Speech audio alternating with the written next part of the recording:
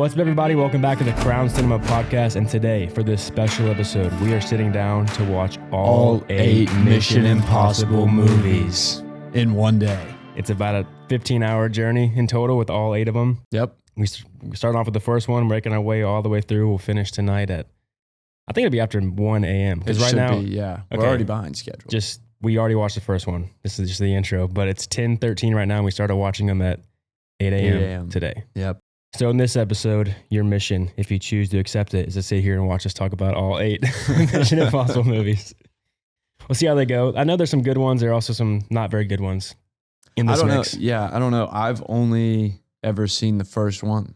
That is the only Mission Impossible movie I've ever seen. Yeah, and I was probably like 11 years old last time I saw it. Okay. So it's a good movie. No, it's great. I mean, clearly it must have done pretty well because they made 7 more of them. Yeah. Tom Cruise, the biggest action star in the world. Yeah.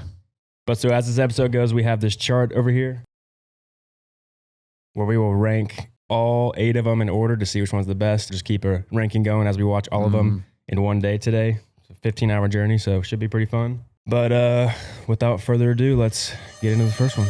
I accept. In Mission Impossible, IMF agent Ethan Hunt leads a team on a mission in Prague to intercept a stolen list of CIA agents, only to be framed for the murder of his team and accused of selling government secrets to arms dealer Max. Hunt must now escape and find the real traitor to clear his name and expose the mole in the IMF.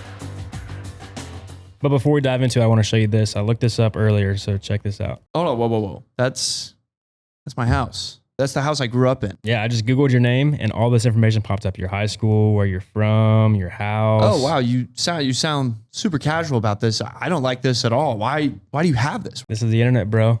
All your information is out there for everybody to look up. Oh, wow. I hate that. Well, lucky for you, this episode is sponsored by Aura. Aura is an identity protection service that scans the internet for all your information and can delete it for you. I bet you get a lot of spam calls too, don't you? Bro, like you wouldn't believe. Well, if you sign up with Aura, all those spam calls will significantly decrease. Need that. On top of that, Aura will send you emails whenever any of your information gets exposed on the internet, like your phone number, name, social security number.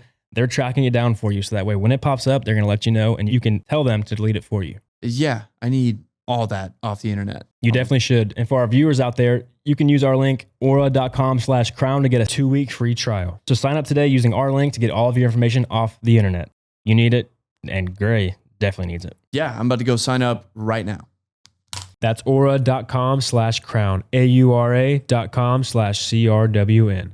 Link available in the description. And we're back. We just watched Mission Impossible 1. The first one. All right, what do you think? What do I think? Ethan Hunt, top secret agent, not exactly for sure who.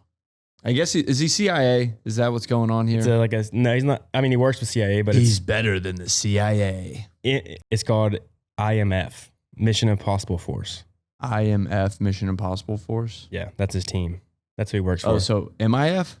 IMF. Oh, Impossible Mission Force. Sorry. Yeah. Okay.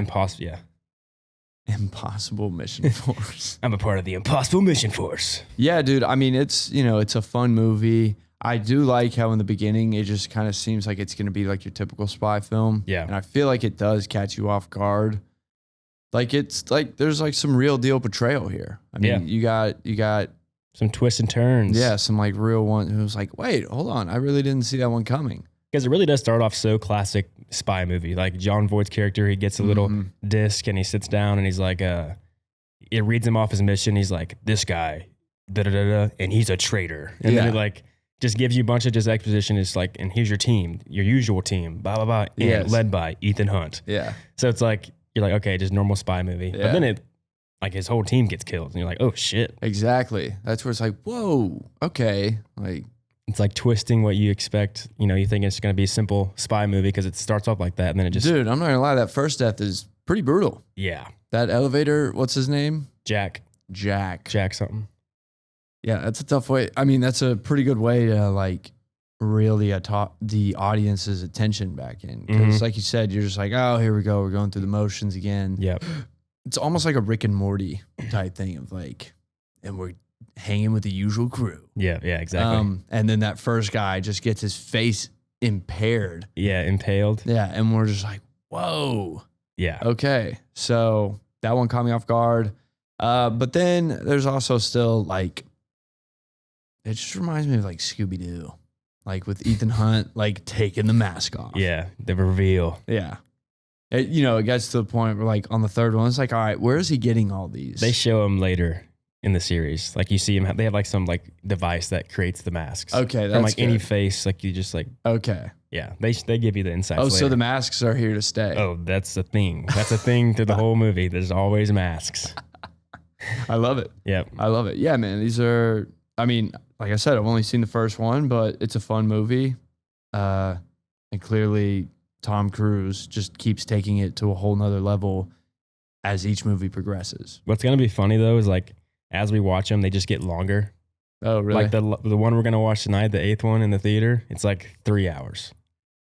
And then the one before that's like 240, the one before that's like 220, and then they just keep climbing in length as we're going. I'm really excited. I do love that in this first movie, like you could tell Tom must have just looked at the train stunt Yeah. and he was like, that's cool, but what if it was real? Yep.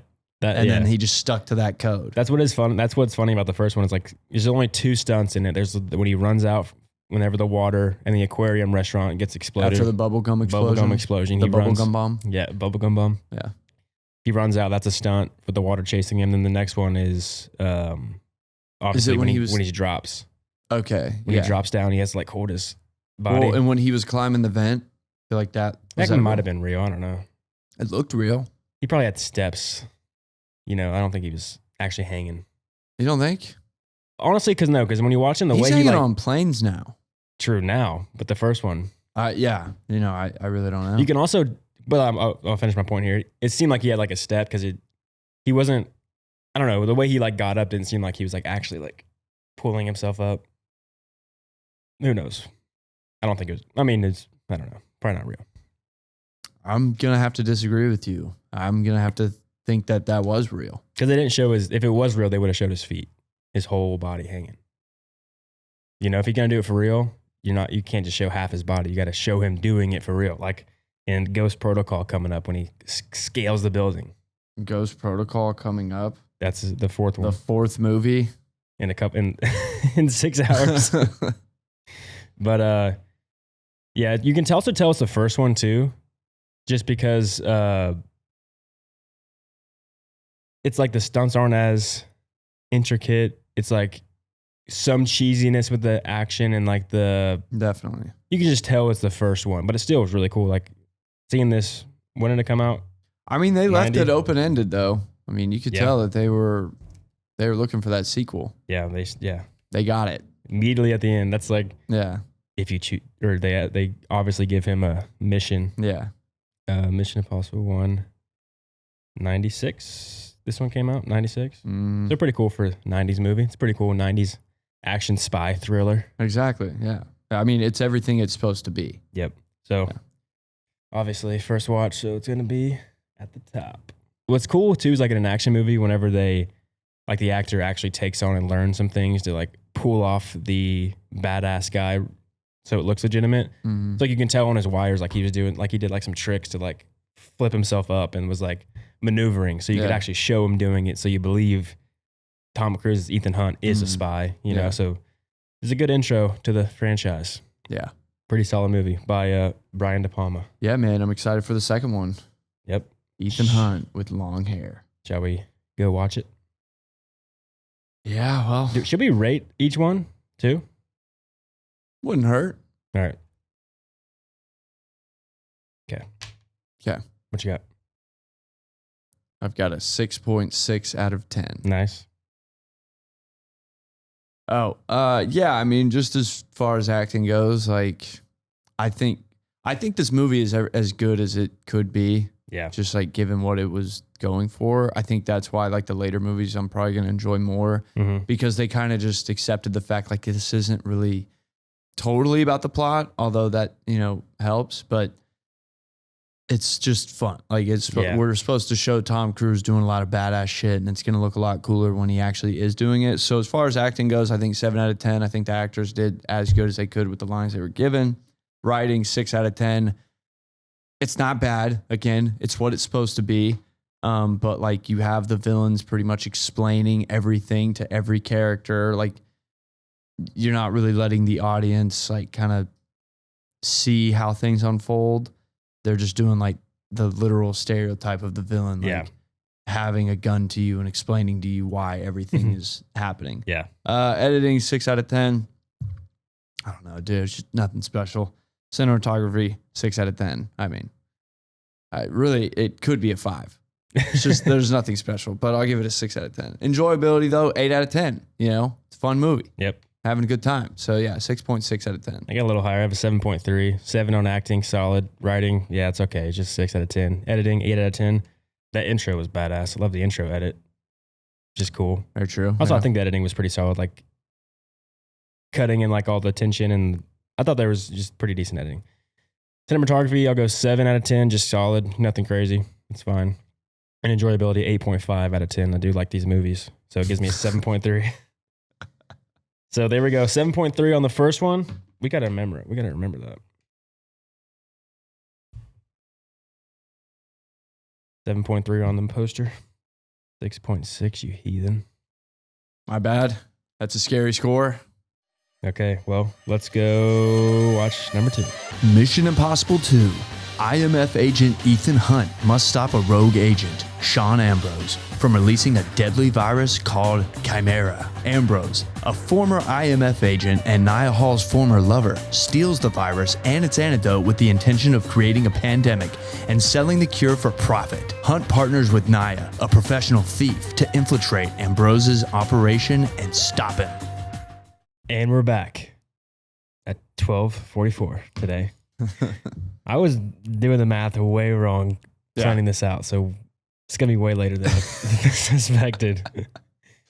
That's okay. I don't know how I got it wrong like 3 different times. Yeah, that 3 was different insane, numbers, bro. I don't know. That was crazy.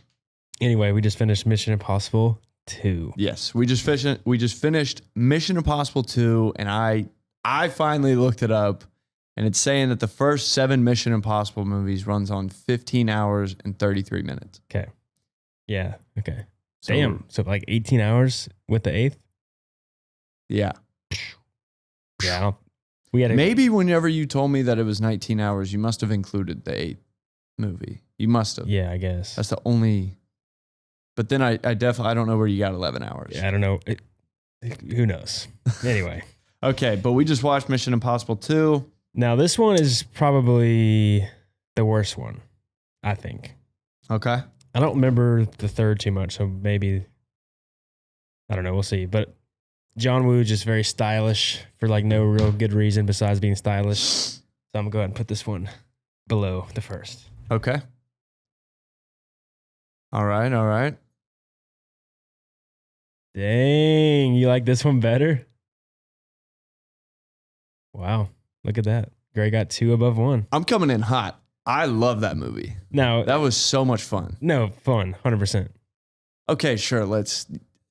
You know what? I'll just put it to you this way. I've never seen like a more American movie than I think what I just watched right Yeah, there. yeah. I mean, that was insane. Like, so there's I think the storyline's not that well told. I think the love interest is pretty just flat there. It's just like, you know, it's very, It's okay. Like it's Mission Impossible, but make it sexy. Yes. Now, what is really good about the movie is that it does finally set up Ethan Hunt as like the suave, cool guy. Like this sets his personality up, and then you get to see a whole lot of style that they probably dial back on or like maybe get better throughout the rest of them. But like they finally like full-fledged style the second one. So you see, you know, Tom Cruise being as cool as he possibly can. Now the action sequences are so badass. Insane. Cause like the last one, like the whole motorcycle chase and the fist fight, it's so like enjoyable, entertaining that you almost just forget what the movie's about. You're just like, you're like, wait, where are they going? What are they even doing? But you're like, I don't really care because it's so much fun to watch. No, at one point, me and you were just like, wait, what is Nia doing this whole time? Because it's just like, let's just forget about all that and let's watch Tom Cruise do some badass stuff on a motorcycle. But I do feel like there's some action sequences that are just there just to be action sequences. Like the car chase with the girl. That was the dumbest scene I've ever seen in my life.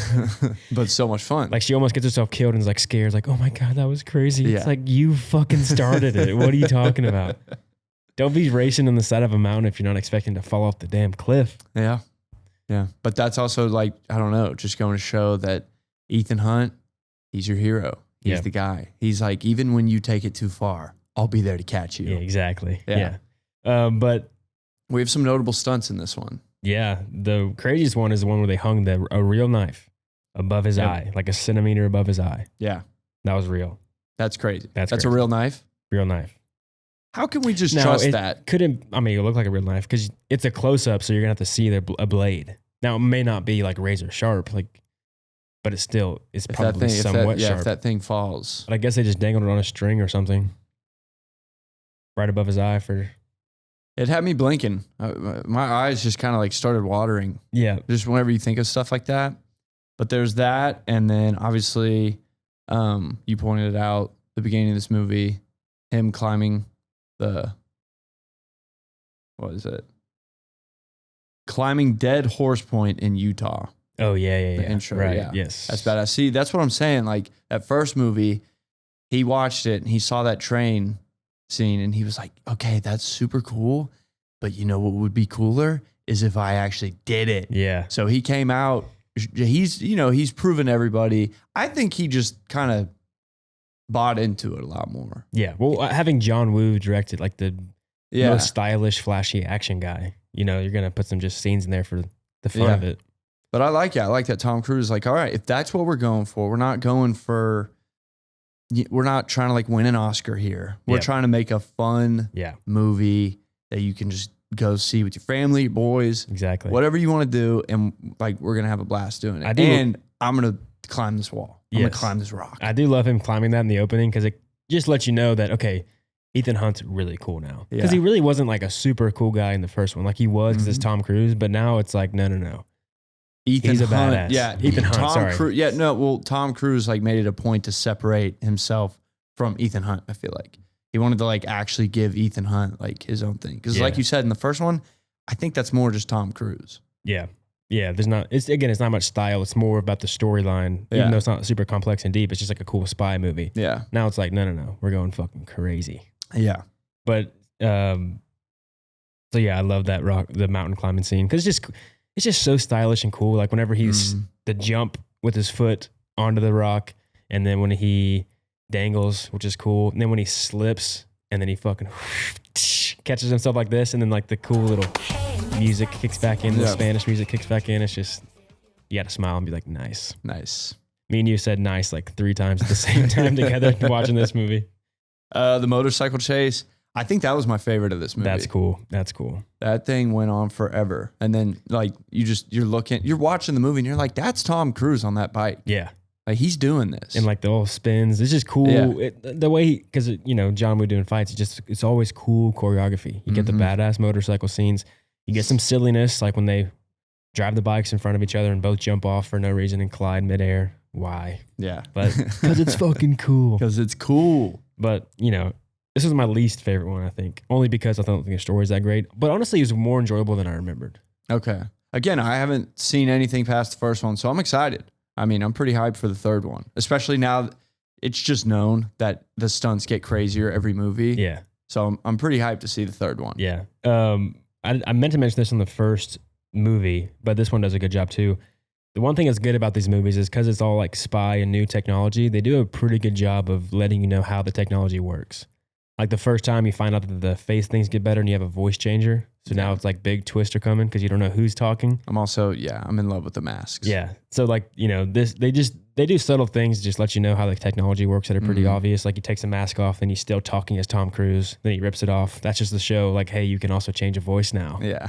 And then in the first movie, they had a few things where they just mention something or show something in a way that lets you know, oh, okay, that's how that works. Yeah. It's like bringing you into this new spy world. Yeah. Kind of James Bond-esque.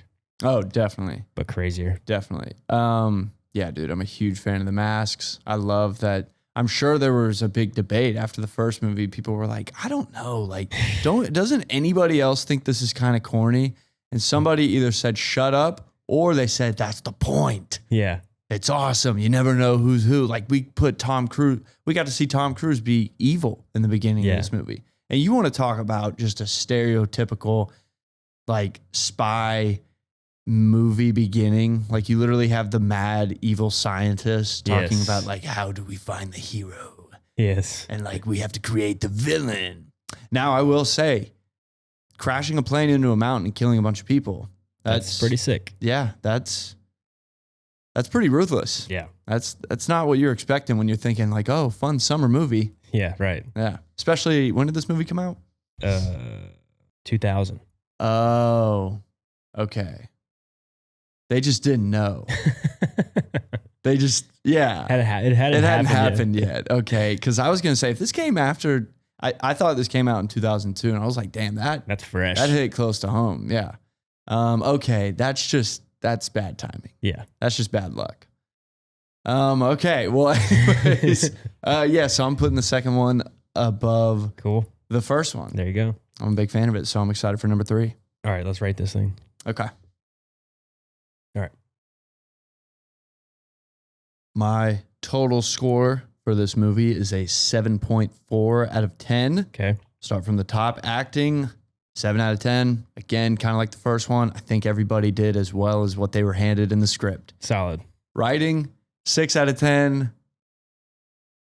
I think they're really just bought into like what they're doing here. You got to have the villains explaining what's going on. Right. Some people see it as lazy. I see it as, let's just make sure everybody's on the same page. So when Tom Cruise jumping off a motorcycle, you kind of know why. Yep.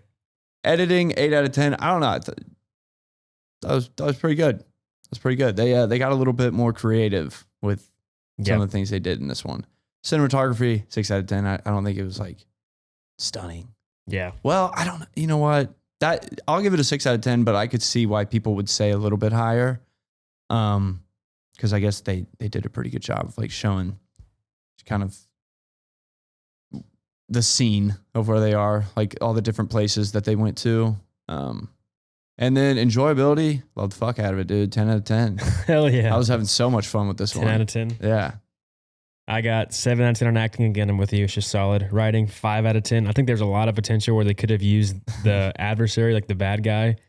It seemed like they were kind of portraying him as the anti-Ethan Hunt because he dated his girlfriend. He's dating his girlfriend. He used to double as him.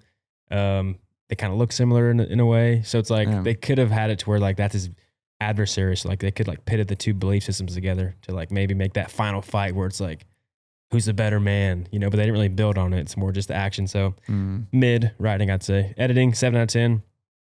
I was going to go lower at a 6, but I went to a 7 because the fights are just so cool and the editing, the way they do it, it's just stylish. I do like it. Now there is some like weird parts where like they're holding on moments for too long to make them feel emotional and they don't really have any emotional weight. Like whenever they're driving the cars and they're spinning out of control, looking at each other. Like, all right, whatever. Cinematography, 6 out of 10. It's all right. It's not anything crazy. It's just... They have some cool, it's more of the action on the scene, not the actual camera angle that's making the shots cool. Yeah. And then enjoyability, I go 8 out of 10. I was going 7, but I went 8 because, again, the fight scenes are really fun. Yeah. And I really do like watching them. Storyline, could skip a little bit of it, but fight, I watch them on YouTube. I'd watch the clips on YouTube every once in a while.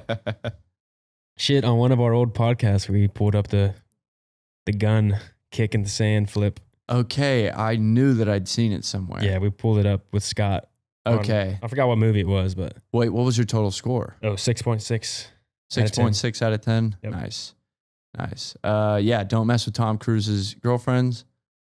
Or shall I say Ethan Hunt's girlfriends. Another criticism I had was that I think it would have been better if instead of them like falling in love immediately for no reason, just starting making out after the car crash, how about instead have Ethan Hunt act like he doesn't want to date her, like we know he has a crush on her. So then when he has to send her off, you're like second guessing, oh damn, is she falling in love with him again, the bad guy again? Because they haven't like actually connected yet. So in the end of the movie, they finally do get together. And that would have had like a thing where when Ethan Hunt sends her off, you're like, dang, he's saying like, no, I'm fine. It's just the mission. But audience knows he's hurt by it because he likes her. But like, oh, he likes her. It's in the final, and it makes like a nice conclusion when they do get together. Versus like them just making out immediately, and then it's like now they're making out at the end. Yeah. So like it could have built that like on a story that ramps up, but again they just went let's make it sexy. Yeah. Immediately. This movie had some good lines. I think my favorite line of this movie is whenever Ethan Hunt is having to tell his girlfriend like what the actual mission is that she has to get back with her ex, and she's like kind of mad because she doesn't think he actually cares about her. And Tom Cruise, Ethan Hunt, says, would it make you feel better if I told you I didn't want you to do this? Well, yeah. Well, then feel better. Yeah. I'm stealing that line. I'm going to use that a lot throughout the rest of my life. Good line. All right, then feel better. Yeah. She's like, oh my gosh, she cares about me. All right. On to number 3. Number 3, this one's by J.J. Abrams. So Okay. we'll see what's up. All right, we'll see. There might be some type of mystery box deal. He's big on the mystery box thing. So we'll see what that's all about. Yep. Let's go watch it. Let's do it. Mission Impossible 3, where Tom Cruise returns as Ethan Hunt, who is retired from active duty and training recruits for the IMF. He's forced back into the field to track down a dangerous arms dealer, Owen Davian, who has kidnapped an IMF trainee and threatens Ethan's fiancée, Julia. Davian also poses a threat to Ethan's life, making the mission personal and dangerous. And impossible. And we're back from Mission Impossible 3. It's getting dark. Yeah, that was a dark one. That was, whoa. Honestly, though, watching them in this order, this is like a good one to watch as a third one because it's so fast paced. Like the first two were kind of the same, and this one kind of switched up a little bit of the storytelling, and it was a way quicker, like a lot more shit happened. It was like much more like action packed. It's kind of a good like little pick me up after 2.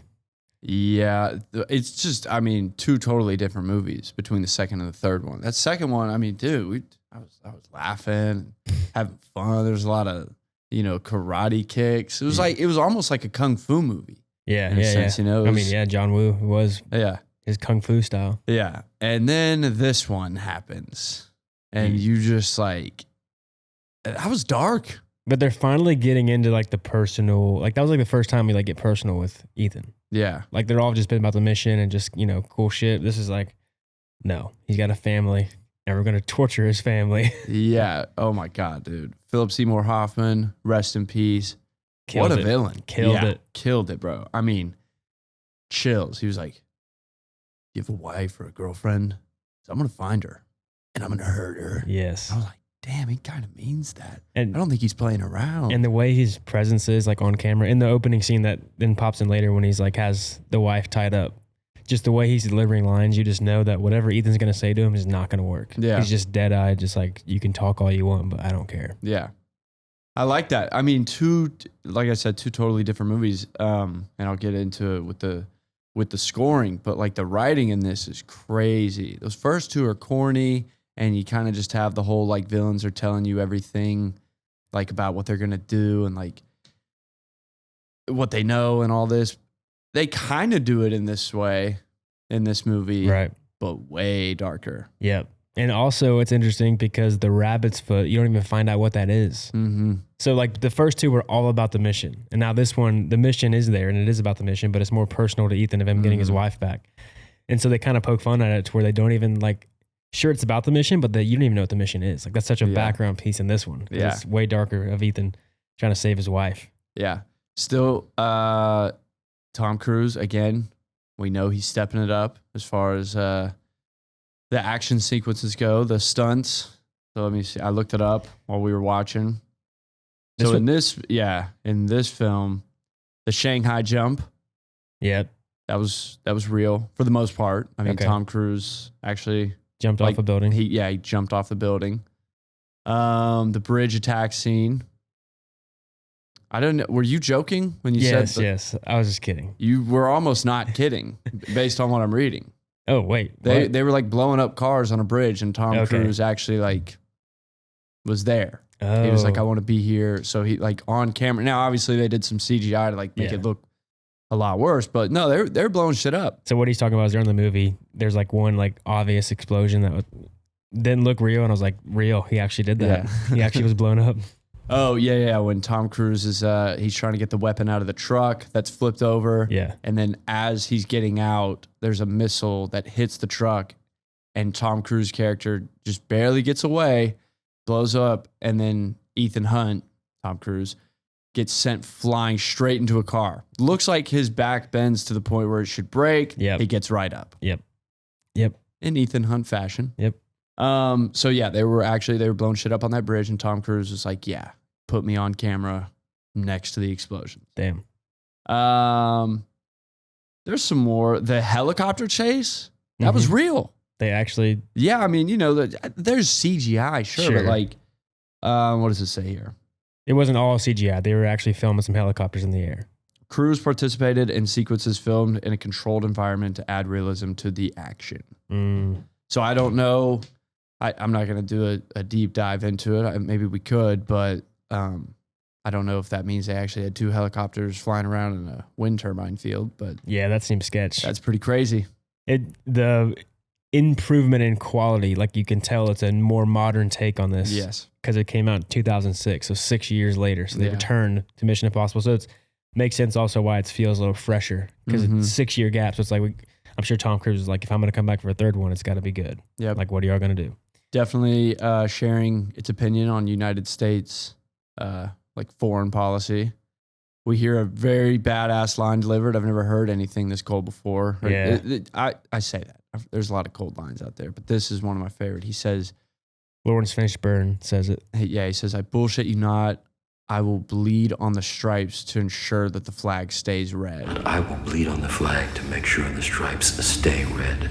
Yeah. Something along those lines. Yeah. It's crazy. It's cold. It was damn good. Badass. For sure. But it's all the whole take on like the U.S. government provides necessary evils to make sure that this country remains a free one. Yeah.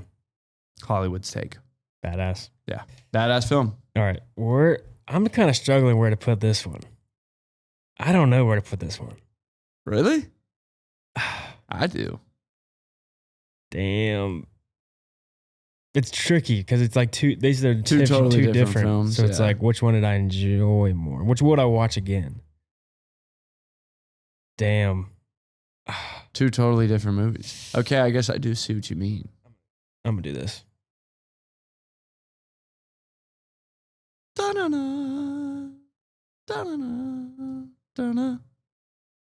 I might switch this up as we go. Wow. I might reorder. I don't know. So as of now, Cade has Mission Impossible 1 as his number 1, with the third one in second place and the second Mission Impossible in last, or in this case, third place. I got something for you. What you got? Uh-oh. Okay, damn. Oh, shit. Okay. So the grades got Mission Impossible 2, Mission Impossible 3, and then Mission Impossible 1. Mission Impossible 2 did something to me. I was having a lot of fun with this one. This one was fun too, Mission Impossible 3, but I don't know. There was something about Mission Impossible 2 that really just got me going. I'm okay with this now because honestly, this is a better, I think, movie. Like the storytelling is a little bit better in this one. And it feels fresh. It was good. Yeah. So I'm okay with how this is right now. Okay. All right, let's put these ratings in. All right. What you got? All right. People are going to be confused by this. And guess what? I don't give a damn. Okay. I'm giving it an 8.6 out of 10. And I know that I gave MI2 a 7.4. And I know that I just put the second one still above the third one. I don't have to explain shit. I'm just saying, when it comes down to it, I would much rather put on MI2. But this is a damn good movie. Acting 10 out of 10. Everybody brought it. Yep. This one. There's no corniness in this one. Tom Cruise, this was full like Ethan Hunt, don't touch my girlfriend, but now she's my wife. Yeah. Writing, 8 out of 10. Some serious shit going on this time. Yeah. Those first 2 movies, I think it's just, they are kind of playing into the corniness of like the villains being like, you've fallen into my trap. Yes. This one's a lot more serious, more realistic. Editing, 9 out of 10. Cinematography, 7 out of 10.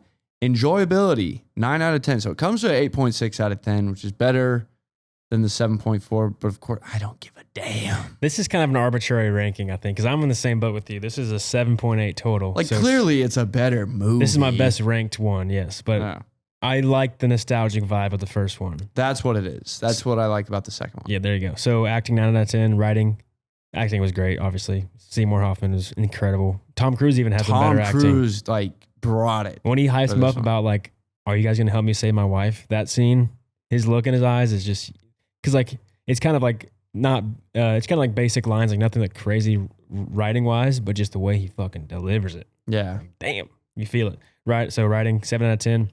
I think the storytelling was a lot better, a lot cooler, but I think I kind of wish they killed the wife. just to be like prove that like if you're a secret agent, you really can't have a wife. Mm-hmm. Unfortunately, like Yeah. I wish they would have like went there. That would have been cool and crazy and like fuck. And then seeing Ethan in the next movie, how's he gonna deal with the fact that his wife got killed? Mm. That would have added some cool conflict to like his character. I was hoping they would kill her, but it's a kind of a family type movie, so it makes sense they didn't kill the wife. But if they would have, that would have been like a. It's funny because as soon as he killed her, I was like, mask. Yeah, I know that's a mask. Yeah, exactly. You can't kill Ethan Hunt's wife. Editing 7 out of 10. I thought it was solid. It was cool having it be non-linear, jumping in right to the action. It's like, oh shit. Yeah. Cinematography 8 out of 10. I thought there was some really cool like J.J. Abrams style directing. It's just got a little bit more intention behind the camera and enjoyability. I go 8 out of 10. So that leaves me with a 7.8, even though that is my highest rated score and it's number 2. Fuck you. This is a combination between rating what you would put on, like what would you watch again, I think. Right. So kind of arbitrary. It doesn't really make much sense, but. They know what we mean. All right, let's watch number 4. Let's. What is it? Is it Ghost Protocol? Yes. Okay, let's do it. Mission Impossible. Ghost Protocol. IMF agent Ethan Hunt and his team are framed for the attack on the Kremlin, leading to the IMF being disavowed and Hunt going underground. Forced to operate without government resources, they must clear the agency's name while preventing a nuclear war. The team uncovers a plot to start a nuclear conflict, and they must use their skills to stop it. And we're back again. It is 5:39. Started this bad boy at 8 a.m. like you guys might remember from earlier, but it's been a long day. And we just finished Ghost Protocol. Halfway through. That was number 4. Yep, halfway through. It's getting harder. I'm starting to feel it. I'm actually going to be pretty pissed whenever I watch this and it just goes quick. Yeah. You just back to back to back. Nobody's going to understand the effort we're really putting in here. It's pretty taxing to just sit all day and just watch movies. It really is. The same type of movie. Yeah. No. So, yeah. But this one, I like this one a lot. Really? Yeah. Wow. It's more, this is like, you didn't like it? I didn't like it. What? Yeah. Why not? I think, I feel like this movie just didn't know what it wanted to be. What do you mean? I'm not saying that it's bad. It's a good quality movie, but just between, like, I feel like the second and third one, they like made the tone of their movie very definitive. Mm-hmm. Like the second one, you can tell they're going for like that kung fu, really cool fight sequences. Sure. Like it's, just very cartoonish almost. You could tell it's like very choreographed. The third one's dark. Yep. Third one's real dark.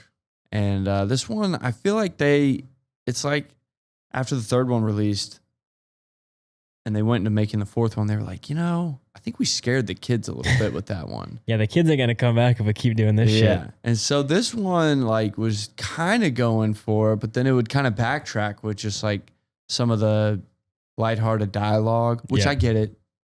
It's PG-13. Yeah. It's Mission Impossible. I get it. Like, right. I understand what they're going for, but this one just felt a little wishy-washy to me. And it liked just kept kind of taking me out of it. Now I like the jump from like being humor to the seriousness because it kind of just keeps it fresh. So you like entertain. Like I also like Benji's character. I think he's just like a silly, funny guy. Like it's just funny having him be a part of the crew. He's just like some nerdy guy. It's just entertaining.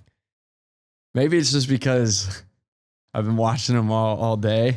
Yeah, that's going to be the hardest part about this is how can we rate them all honestly when we're getting fatigued of seeing the same characters over and over and over again. Yeah, and this was like the most Mission Impossible mission I feel like we've seen. Yes. Like we're saving the United States nuclear from the world. The world. Yeah. But I think the first nuke's about to hit New York City. Yeah. Or a major US city. Whatever city. Yeah. Honestly, it doesn't matter. But like that's the mission. And he saves it with 1 second to go. Yeah. Mission Impossible. And literally, what does he say? Mission accomplished. Yeah. Mission accomplished. But then they make fun of it at the end, though. Like he's talking to Luke. He's like, I said mission accomplished. He's like, you dumbass. He's like, You actually said that out loud. Mission accomplished. I said it. You still corny, Ethan. So they're making fun of it. I just like the mystery, and then it's just funny. Like, I just knew that there's no way they killed the wife because you just can't. Yeah. They try very hard to like not let the good guys die in this movie. See, like that's just something you have to just have to accept with the movies is that they're not going to go there. I wish they would, but it's just not this kind of movie where they're going to go there. Yeah. They're going to have a happy ending every single time. It's not going to be something like, oh, fuck, you know, which is, again, like I said in the last time we sat here, I wish they would have killed the wife in number 3. They're not going to go there though. So that's just kind of what it is. I don't know. I like the depths of the third one. Like it was just so it's just so clear like what that second one is going for. It's like really buying into like the late 90s, early 2000s Hollywood. I don't think they really knew how far Mission Impossible was going to go. Right. But then the third one, they're like really trying to add like some depths to this. Like you don't even know what the rabbit's foot is. Yeah, right. You know, you don't know what's at stake. You think his wife does get murdered, all that. And then this one, I don't know. You could just tell they were going to win. And like not only win, but like with very minimal casualties. Yeah. But it's like the final scene. The third one, I was a little like, damn, I really don't know. Good. Yeah. Fair. This one though, I liked like the end scene when they're fighting for the briefcase and trying to get the power back on. I do like how they draw it out so much where it's just like, oh, fuck. Oh, let's go. Oh. Just like choreography and they like keep building it up. And then like he keeps messing up more and like getting more injured, more hurt. I do think it's nice to finally see Ethan Hunt like actually get hurt. Yeah. Like he's not totally unstoppable. He is a man. And the stunts have taken a step up from the last 3. And so like showing the legitimate stunts like him on the Burj Khalifa when he runs across the thing and then obviously he didn't jump out the window in real life, but like seeing him actually run across the building like that and then dive into, you're kind of like, oh. Yeah. So being able to show that now that they're really going for the stunts and Tom Cruise is like committing to like the Mission Impossible, I'm going to do the fucking stunts. Yeah. And let's go over the top. It's a little bit more compelling where you're like, oh shit, Ethan Hunt's fucking crazy. Yeah. So I like that kind of showing him being a little bit more of a badass. And then you contrast it with Jeremy Renner's character, who is a badass. We saw him dismantle Tom Cruise. And that's like a cool reveal too of when Tom Cruise pulls a gun on him and he realized how badass he is. It's like, oh, you're a fucking analyst, you liar. Yeah. And so knowing that Jeremy Renner's character is a badass, and then when he's scared to jump, and then Benji's like, he's like, yeah, what do you mean I'm going to catch you? Because he's used to working and seeing Ethan Hunt. And then you see another badass who's not Ethan Hunt, scared to do an Ethan Hunt type of mission. Yeah. So it just contrasts and shows you why Ethan Hunt is the top dog, why he's the best spy in the world. So just some cool things that get revealed with his character. And I just like the stunts, and I think it was pretty entertaining. So I did like this one. Okay. Yeah. So actually, hey, to each his own. I'm going to the top. Really? This is your number one? Yeah, like the first one's good with the like the nostalgia, but this one is just like it's like this is like what Mission Impossible is to me. I guess when I think of Mission Impossible, it's like this movie. Okay. So I like this one. Okay.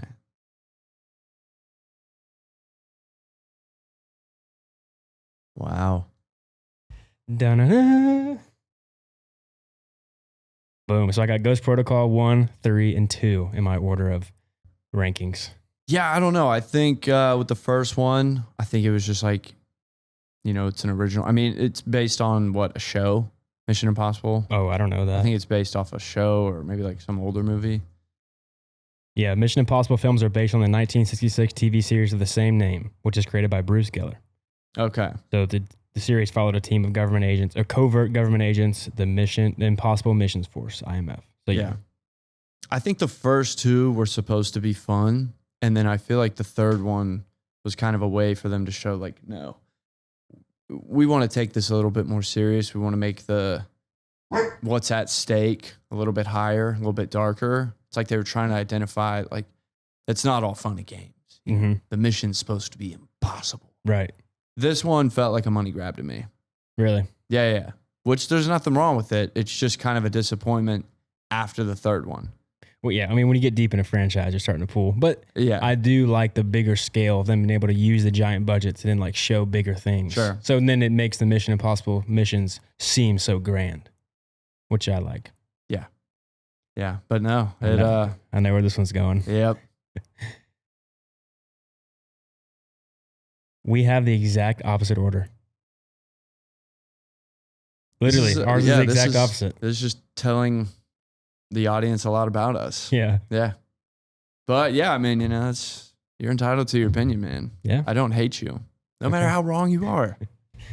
No, and again, I like the characters. Just it's building into like the later movies of like who the core group is. Wait, is this is set? Like this? No. I mean Luther, main guy. Is, Rebecca Ferguson comes in, and then I think the next one probably, and she sticks around.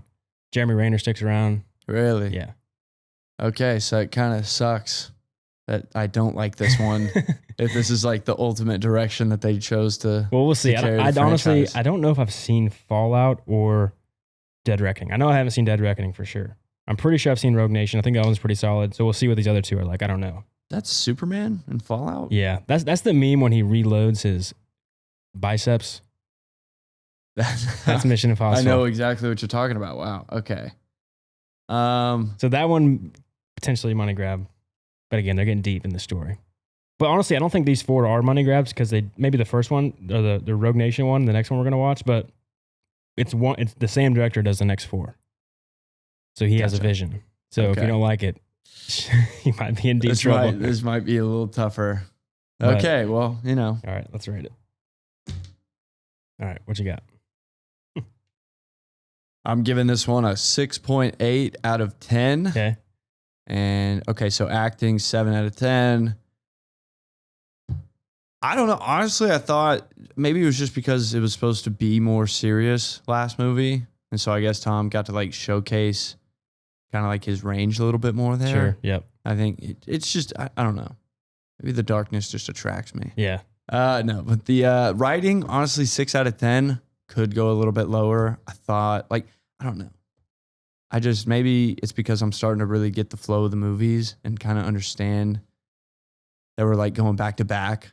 So, like, I know that his wife's not dead. Right. Like, everybody keeps hinting that, like, oh, I'm sorry about what happened. And then there's like different stories about what happened. It's like, she's not dead. He just had to let her go. Mm-hmm. And then, I don't know, just the problem solving. Not like that. I don't know. It wasn't that crazy to me. Editing 8 out of 10. I think that just goes with the times. Like they're getting better. Yep. Cinematography 7 out of 10. It's solid. Enjoyability 6 out of 10. I just explained why. Yep. I actually have an 8.1. Acting 9. I thought it was great. I really like the stuff that stands out to me is Tom Cruise, like right before he drives the car off of the car lot in the vertical parking garage. Seeing him like look really nervous and he's like, come on, like you gotta fucking do it. Like the end of the world's coming, you know? So he like shows off the nervousness, which is great. And then I just think everybody else's acting is good. Like Agent Carter, when she's like fumbling with the guy and trying to be cool, but she's not very good at it, you know, comes off that way, which is just good. And there's some just subtle acting that I enjoyed. I didn't think it was anything bad. I don't think it was like the best of all time, but I think it was really good acting. Writing 7.5, it's just enjoyable. Again, them going through the humor and then the seriousness. I enjoyed that. Editing 7 out of 10, solid. Cinematography 8 out of 10. I do like how they show the scale of everything, and then the stunts are filmed pretty well, so it looks nice. And enjoyability 9 out of 10 because I liked it. So 8.1. Okay. Boom. Just let's see what the stunts were in this one. I also liked with the writing how it kind of will. There's a lot more intricacy to like the plane. Like there's like 3 groups now chasing it, and Ethan Hunt's now they don't have the team anymore, so they got to figure out how to do it. And then I don't know. I felt like there's a lot of changing dynamics of like, oh shit, are they the bad guys? Oh wait, this guy happened. And like there's just like a little bit more reveals. It seemed like there's like a few more reveals throughout it than there was in the past. I think it was like 3 reveals. Like it's switched up like 3 different times. Yeah. So I thought that was cool. Okay. All right, stunts. Yeah, entitled. Okay, so when Ethan Hunt scales the world's tallest building, Yep. that's old Tommy boy. Yep. He's up there. The sandstorm chase, oh, that's cool.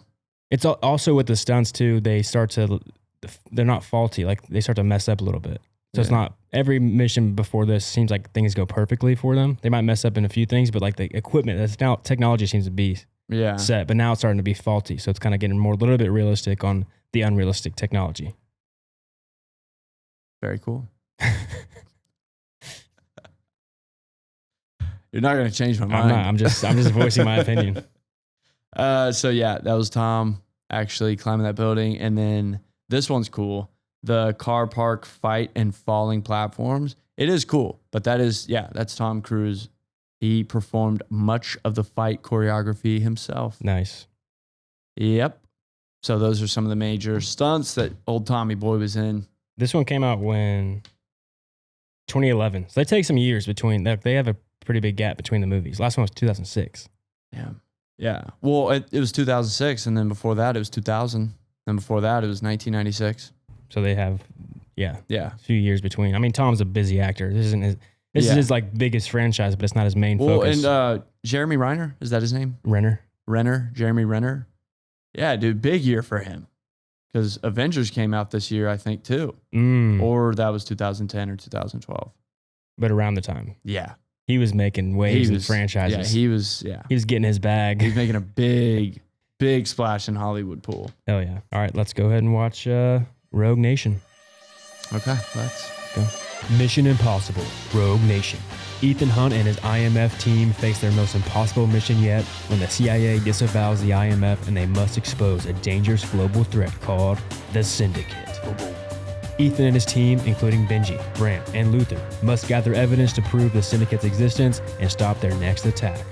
To do this, they must join forces with an elusive, disavowed British agent, Elsa Faust, who may or may not be on their side. Dun, dun, dun. And we're back again after number, what are we on? 5? I think it's 5. Yeah, 5. that was the 5th one. Rogue Nation. And it's starting to wear out. It is 8:10. Yeah. It's been a full 12 hours. Yeah, no, it's getting to the point where I'm kind of losing sanity. I can't imagine the outside world without Mission Impossible. I just feel so lazy. We literally have sat on a couch for 12 hours today. We woke up, immediately started the movie. I've had people text me and they're just like, dude, like, what are you doing? Like, how come I haven't heard from you today? And I just don't have the heart to tell anybody, like, you don't get it, but I'm watching all the Mission Impossible movies today. But it's not for no reason. Yeah. You know, but it's, and a quick update, just on further reflection, I rated the acting on Ghost Protocol a 9. I'm going to go ahead and put it at a 7. It's solid because I think the third one has the better acting and I don't want to keep them even. There you go. So that ends up making my Ghost Protocol a 7.7. So just update on that one. But yeah. Rogue Nation. It's fair. Was it better than Ghost Protocol for you? Rogue Nation is a good movie. That was a good movie. That was a movie that was sure of itself. Yeah. There was confidence in that movie. Okay, They knew exactly what they were doing with that one. Yeah. I was very impressed with that one. I was nervous. I was very nervous. That one's good. Because even that was a damn good movie. Because like the stunts aren't as crazy. Well, I guess the water one's crazy, but like from a visual aspect of, like Ghost Protocol stunts, that one's very visually crazy. Mm-hmm. These are more like Tom Cruise's feats, like him holding his breath literally for that entire scene. However, he hung off a plane. Yes. Good point. Okay. Forgot about that. It happens at the very beginning, though. Yeah. Whenever it happened at the beginning, I was like, oh, they did it. Yeah. Okay. Yeah. It was literally just Tom Cruise opening up being like, yeah, I'm fucking crazy, boy. Yeah. But the action scenes are badass. Like that motorcycle chase. So good. Oh, as soon as it started, I was like, oh, this is going to be awesome. Yeah. Oh, this is going to be awesome. It's just so crazy because I'm already starting to forget what the second movie was like.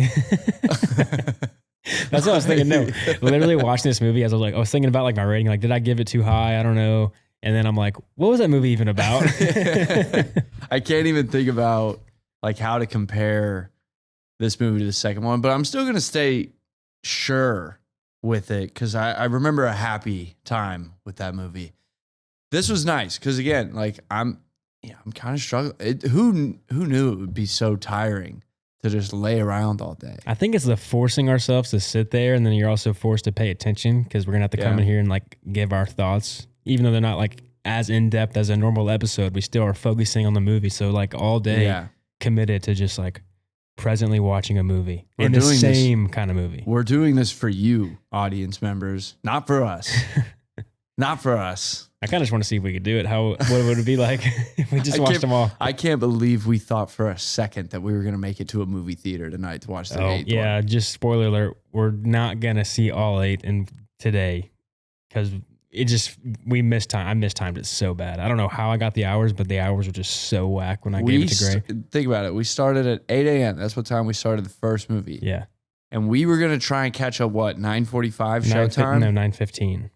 A 9:15. So we have 2 movies to go and we have an hour to showtime. Yeah. So we're going to move it to a day or 2 from now. We're sorry. But I could do it. And plus the movie theater one is 3 hours long. So, and the first Dead Reckoning part 1, the 7th movie is like 3 hours long. So is it really? yes. That's what makes this Mission Impossible. Yeah. This is our Mission Impossible. But we're not going to let Tom Cruise down. We're for sure finishing the 7 in one sitting. But all right, Rogue Nation. I thought it was solid. Again, chase scenes, badass. Tom Cruise, cool. Rebecca Ferguson's pretty dope. There's a lot of good twists and turns. I was about to say, I love the story. Yep. I don't know who to trust in this one. I like that. Yep. This one really had me on my toes. I feel like the 4th one, like I said, I predicted it. You know? Not trying to like speak the Mission Impossible language, because clearly not. But I'm just saying, in the 4th one, some things happened where I was like, you know, I kind of expected that one. Sure. This one caught me off guard. I really did not know if I could trust the female protagonist. And then even when they what is that actress? Rebecca Ferguson.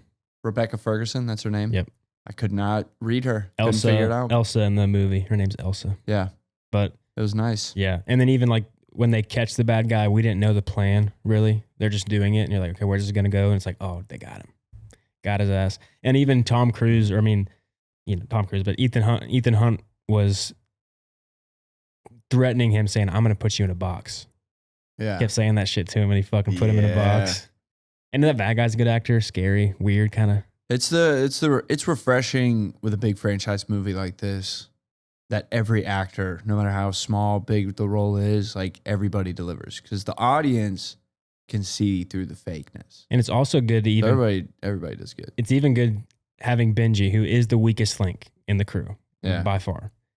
Finally, a villain takes out the weakest link as leverage point. So like Benji's forced to actually be bombed, threatened, the leverage point for the crew, which is makes the most sense if you're going to attack the crew is let's go get Benji's bitch ass. Yep.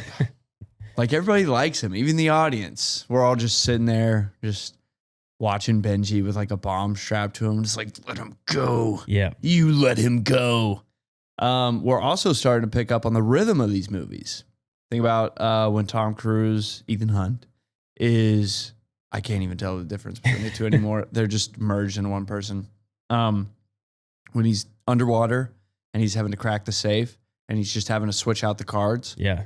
I literally said while we were watching, I was like, this doesn't seem very Mission Impossible. This is going easy. Whack. Literally a second later after Grace said that. A second later. And then, dude, damn it. I predicted, one of us said something and it happened right away. And we were like, damn, we need to write these movies. Benji with the mask.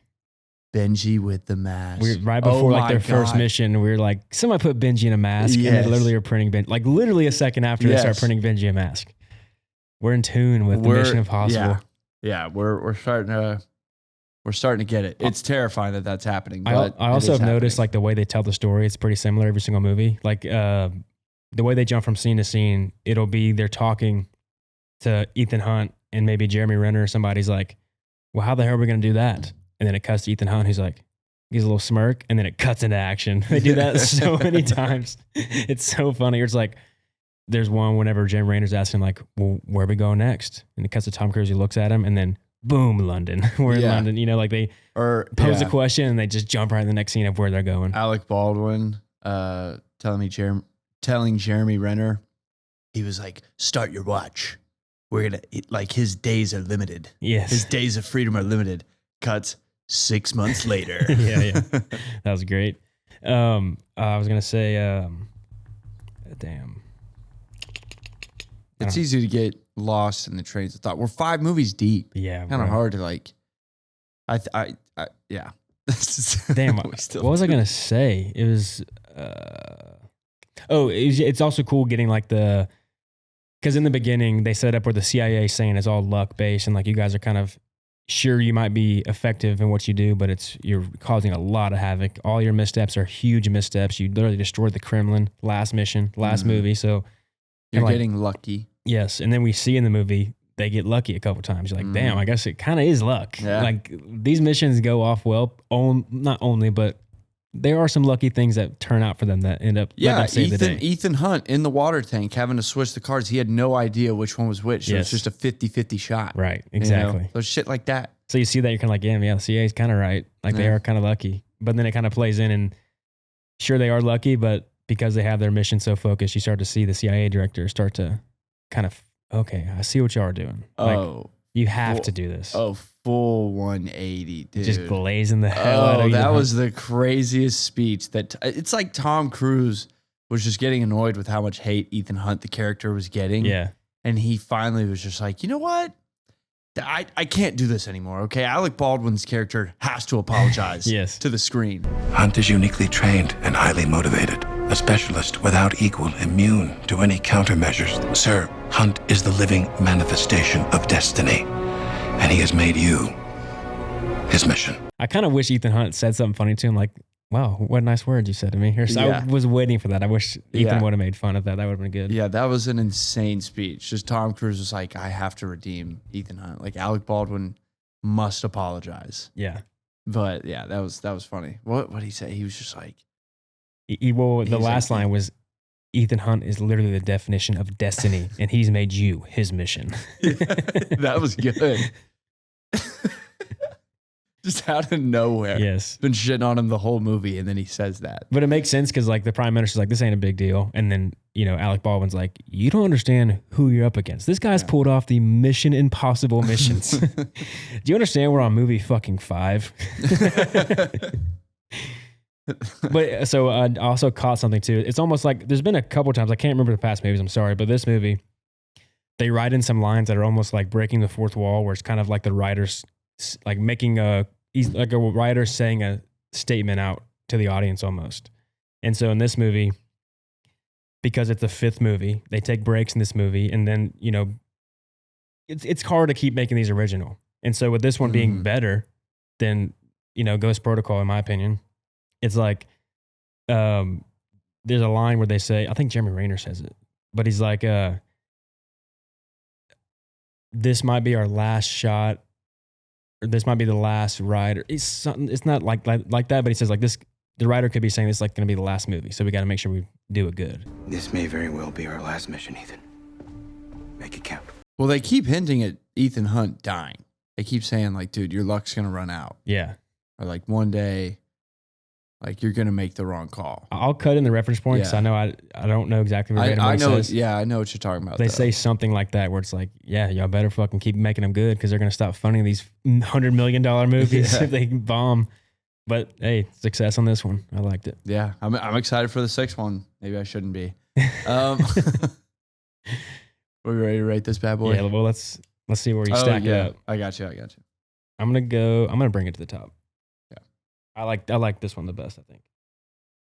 This is your numero uno? Yeah. Boom. So I have Rogue Nation number 1, then Ghost Protocol, then the first one, then the third one, then number 2 at the bottom. Okay. Dun-dun-dun, dun-dun-dun. All right, here I go. Damn. All right. Oh. Where's it going? There we go. Middle of the road. Yep. I like this movie. It impressed me. I don't know if it was because the 4th one to me was so bad that this was kind of a relief that I didn't have to go through that again. Yeah. But right now I'm liking it. Like I said, there's levels to it. I'll explain it in the scoring. But yeah, I still got the 2nd one as my number 1. I still got the 3rd one as my number 2 because that one is just like the most different of all of them. That one was fucking dark. Yeah. That one just really caught me off guard. So it had my attention. Yeah. I got to be honest. Yeah, the 3rd one, I could see it taking the number 1 spot eventually. But right now, I'm still... You enjoyed number 2 the most. Number 2 just made me really happy. Yeah. All right, let's see what our ratings turn out to. All right, what you got? I'm giving the 5th installment of Mission Impossible an 8 out of 10. Nice. All right. Okay, so acting, 9 out of 10. I think everybody brought it onto the big screen with this one. Writing, I'll give it an 8 out of 10. It's pretty good. pretty good. They kept me on my toes. Like I said, hold on. Oh. I'm just racing my 8.1. Yeah, the writing was 8 out of 10. Kept me on my toes. Couldn't totally predict this for the most part, which I just appreciate that. Editing, 8 out of 10. Cinematography, 7 out of 10. You know, pretty solid. And enjoyability, 8 out of 10. And that's saying a lot because this is the fifth movie Today. in a row. Yeah. I've been on a couch for over 12 hours now watching these movies. And this one's still like kind of had me engaged. So There we go. I also feel like the humor landed a little bit better in this one. yes. Yeah. So acting, I have 7 out of 10. It's just solid. You know, nothing super noteworthy, but it's just great. Honestly, like the characters are pretty good. Like the bad guy's pretty good. Everybody else, like there's not really give any moments to where it needs to be like insane acting, like the third one, you know? Mm-hmm. Writing, 8 out of 10. Thought it was entertaining. Good Flow. Good flow. Yep. Yeah. Editing, 7 out of 10. Just solid. Cinematography, 8 out of 10. I think is pretty. Like it seems like a lot of pretty shots. It seem like they're getting a little bit, maybe not more stylish, obviously, because the second one's the most stylish. But I don't know. They just look a lot like pretty elegant. And then enjoyability, 9 out of 10. So total at 7.8. Boom. Boom. All right. Let's go ahead and press play on numero 6. Let's see. Hold on. So right now it is 8:25 p.m. We're about to go watch Yep. the second to last one. Well, we're going to watch the sixth one. Yes. Yes. Third to last one, but second to last for us. Yeah. Thankfully. Good God. All right. We'll see y'all in a second. Mission Impossible 6 follows Ethan Hunt and his IMF team as they attempt to recover stolen plutonium to prevent a nuclear terrorist attack. Ethan chooses to save his team over completing the mission, leading to a situation where nuclear weapons are acquired by a dangerous terrorist group. And we're back again after Mission Impossible Fallout. I will say that. I think that was the best one by far. It's honestly impressive that one was that good to me, despite watching 6 others. 6? No, 5 others? I think that's just what's kind of got me so messed up is that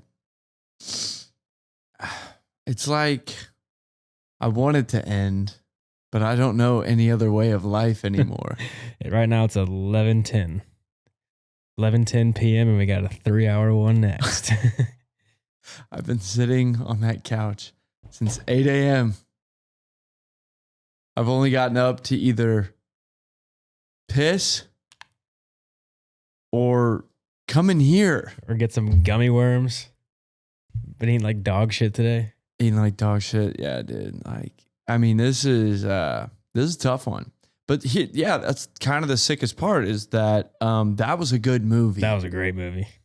Like it got us good.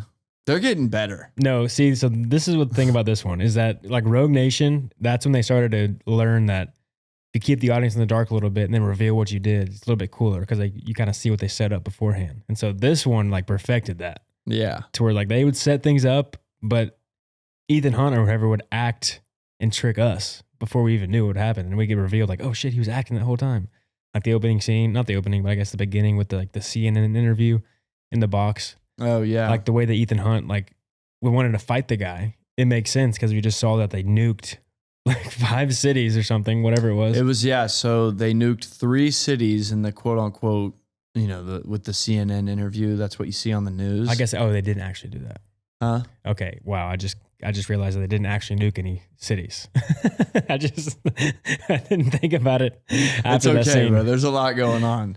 Okay. We've seen a lot today. But no, Yes. yeah. So they got me and Cade really, really good in the beginning of this movie because in the 4th movie, I think the whole point of the movie was that they stop a nuclear missile from hitting a United States city. So Yeah. then in this one, they got us good because we're like, damn, 3 cities got nuked. Yeah. That's 3 movies right And there. Tom Cruise is acting as if that happened. He's like, fuck, dude, I can't believe this. And you're like, Yeah. damn, they lost like right in the beginning. Yeah. And then he goes to fight the guy. So you're like, yeah, that makes sense. He would be so pissed off that he failed and that this happened because he, didn't kill the guy or whatever Yeah. happened. And then it's like, psych, tricked you, bitch. Got us. And we're like, damn. That's good.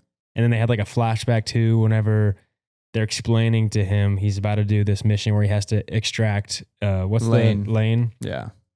And he's having a problem with that because like the plane is just killing all the cops. And then it cuts to like a flashback, or not a flashback, it cuts to a scene of them murdering all the cops.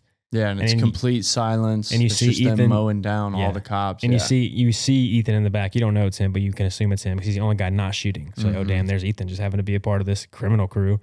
And then he is forced to kill a cop. And you're like, fuck, they're going dark on this one. Yeah. Then it's just a flashback. Like, okay, sweet, that didn't happen. Yeah. Thought they were actually gonna go for it. Didn't go for it. And the next one was something else. I don't remember. I mean, they're all morphing into one right now. So I'm trying to gather whenever they tricked Henry Cavill. When they tricked him with the mask, when Benji was... Yes. Benji finally got his mask moment. Yep. Well, he got a mask moment before, but that was a big mask moment. Yeah. This was... That got us really good. So I did predict the Alec Baldwin death. Yep. Spoilers, I guess. But if you're really watching this and you don't understand... Like, if you haven't seen every single movie, you can go to hell. You're on the wrong video. I don't know why you lasted this long. Yeah. Because I mean, I'm putting it all out there today. But yeah, so I did literally. Again, we're starting to get in rhythm with the movie. Now it'll catch us off guard every now and then, but we're keeping up. Yeah, 100%. So like I think about 5 seconds before Alec Baldwin died, I poked you and I was like, "Hey, say goodbye to Alec Baldwin." There's gone. An hour left of this movie. And Alec Baldwin has no like film fighting presence. First of all, he's out of shape. He's out of shape. It's Alec Baldwin. Yeah. He was sweating in The Departed the entire movie. Yeah. You know, this is a hard role for him. It's hard for him to keep up with Tom Cruise. He's like infamous right now. I mean, well, he's infamous for having a little oopsie. Yeah, oopsie. Yeah. But no, there's like another thing where he like went up to Pete Davidson and asked him how he stays in such great shape. And Pete Davidson just lied to him. He was like, dude, I do 100 push-ups and 100 sit-ups a day. And Alec Baldwin apparently to this day is still doing 100 push-ups and 100 sit-ups. Good for him. That's not the Tom Cruise regimen. That's not going to cut it. So I'm just saying there's an hour left. He's about to go up against Superman. Yep. Say goodbye to Alec Baldwin. See ya. And I was right. Yeah. I was right. But this movie did a great job of twisting and turning you as the audience through it. And I mean, a helicopter chase scene that's about as fast paced as a motorcycle chase scene. Dude, that is Tom Cruise getting up on that helicopter. Oh, yeah.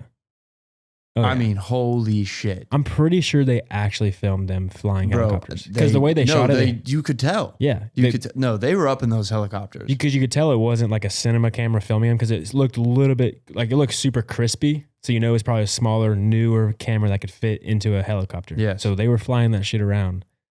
Insane. Yeah. That is no longer Ethan Hunt like getting on that helicopter. That is Tom Cruise just getting on that helicopter. What's so good What's so good about these movies is that because Tom Cruise is willing to do these stunts himself and like ride the motorcycle, is that now, because usually when you do it, it has to be a stuntman. So you wear a helmet or you just shoot them in ways where you don't see their face because the stuntman can hide it.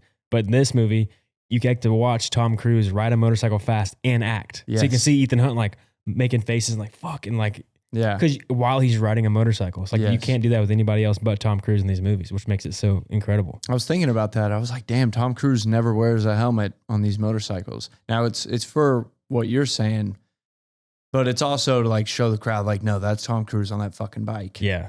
Yeah. And you best believe he's also climbing up on that helicopter. And it also allows for the chase scenes to be longer because you can have character moments and you can see him reacting to it versus just if you cover their face up for 5-minute sequence, you're going to be bored because you're like, what's happening? It's going to be cool and visually cool, but you know, you don't get to see the actor act, which in this movie you can because of old Tommy Boy. Yep.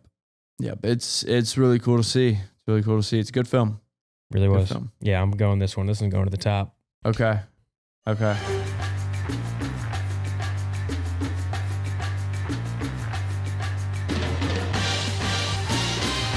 Easily my favorite, which is crazy to say, of again, the 6th one today.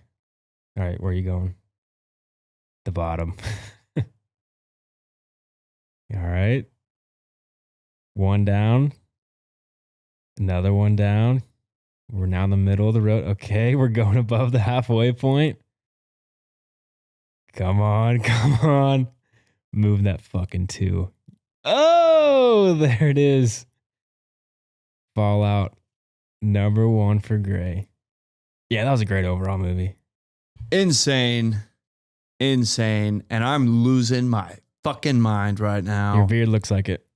I'm going crazy. But I got to give credit where credit is due.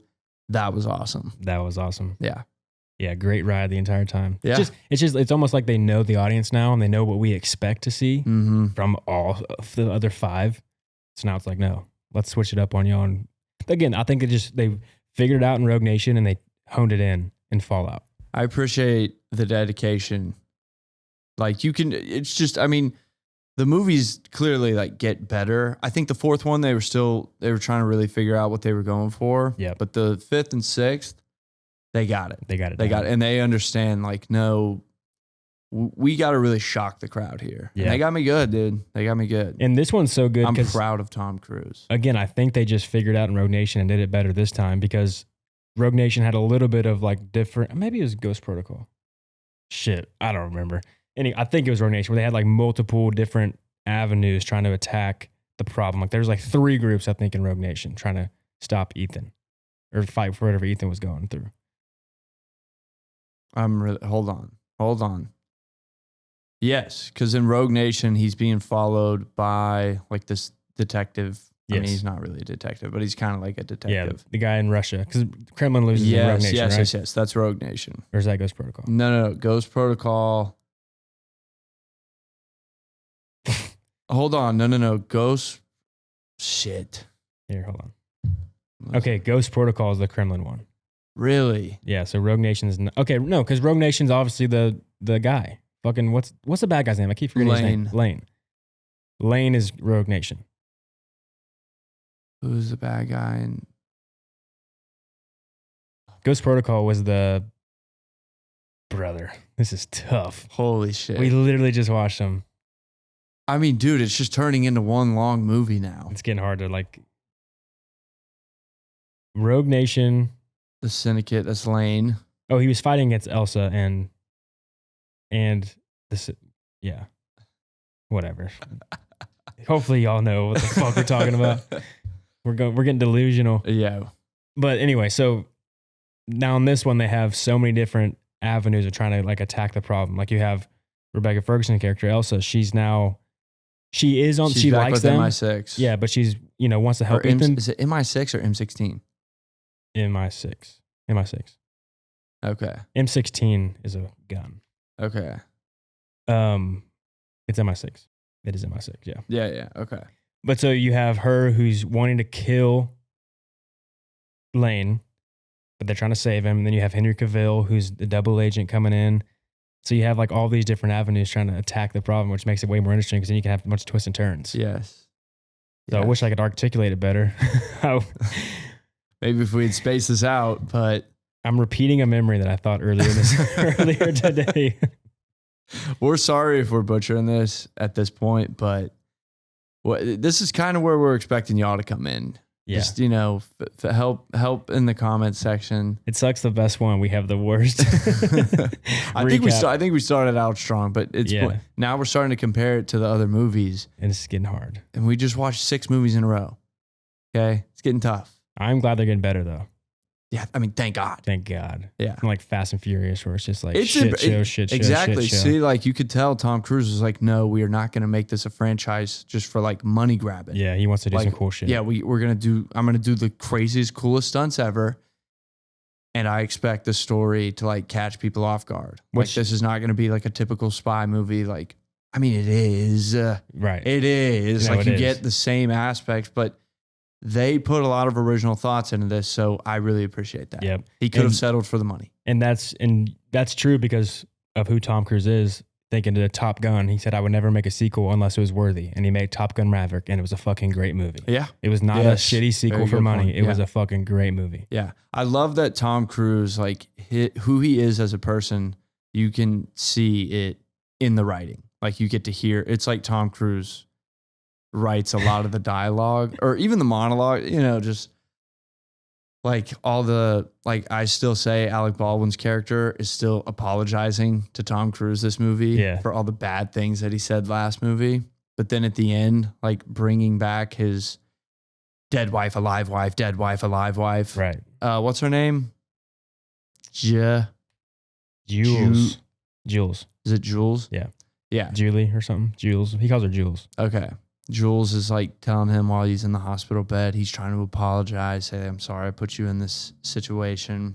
And she's just telling him like, no, like you saved the day. I sleep good at night because I know that you're out there stopping this stuff. Yeah. You're exactly where you need to be. Right when Rebecca Ferguson's like, come with me, let's just leave this life. Yeah. She's like, I sleep well at night. His old wife, I sleep well at night knowing you're out there. He's like, fucker, I can never retire. Yeah. No, and then, well, okay, and what I was also getting at is like the whole Tom Cruise, like, because Tom Cruise was known, I think during COVID, like he got special approval somehow to like make a movie, like during all the pandemics and all that. And he like kind of flipped out one day and was just like pretty much telling people like, you need to be thankful that you have a job, that you're working, all that. And so in this movie for Jules she was telling him, she was like, I'm thankful for you.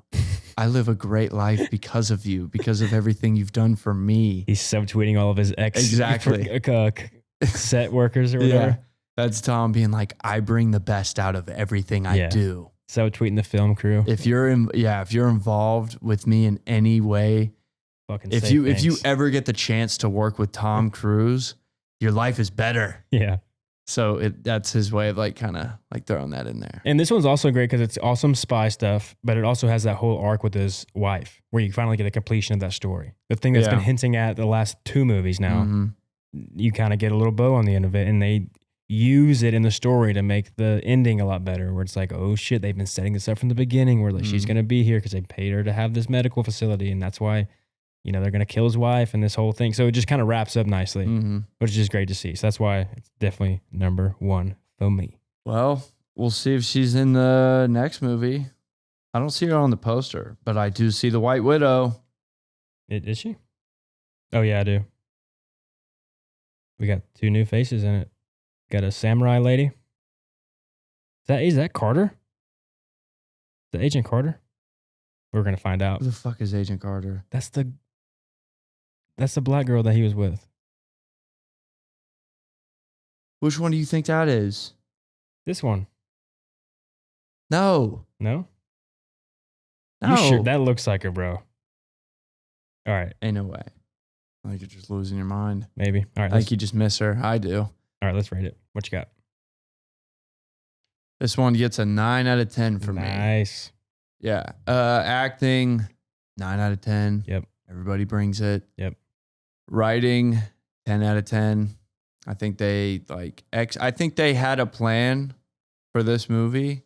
I think they executed it perfectly as far as just like all the twists and turns. They should be really proud of like catching people off guard. Yeah.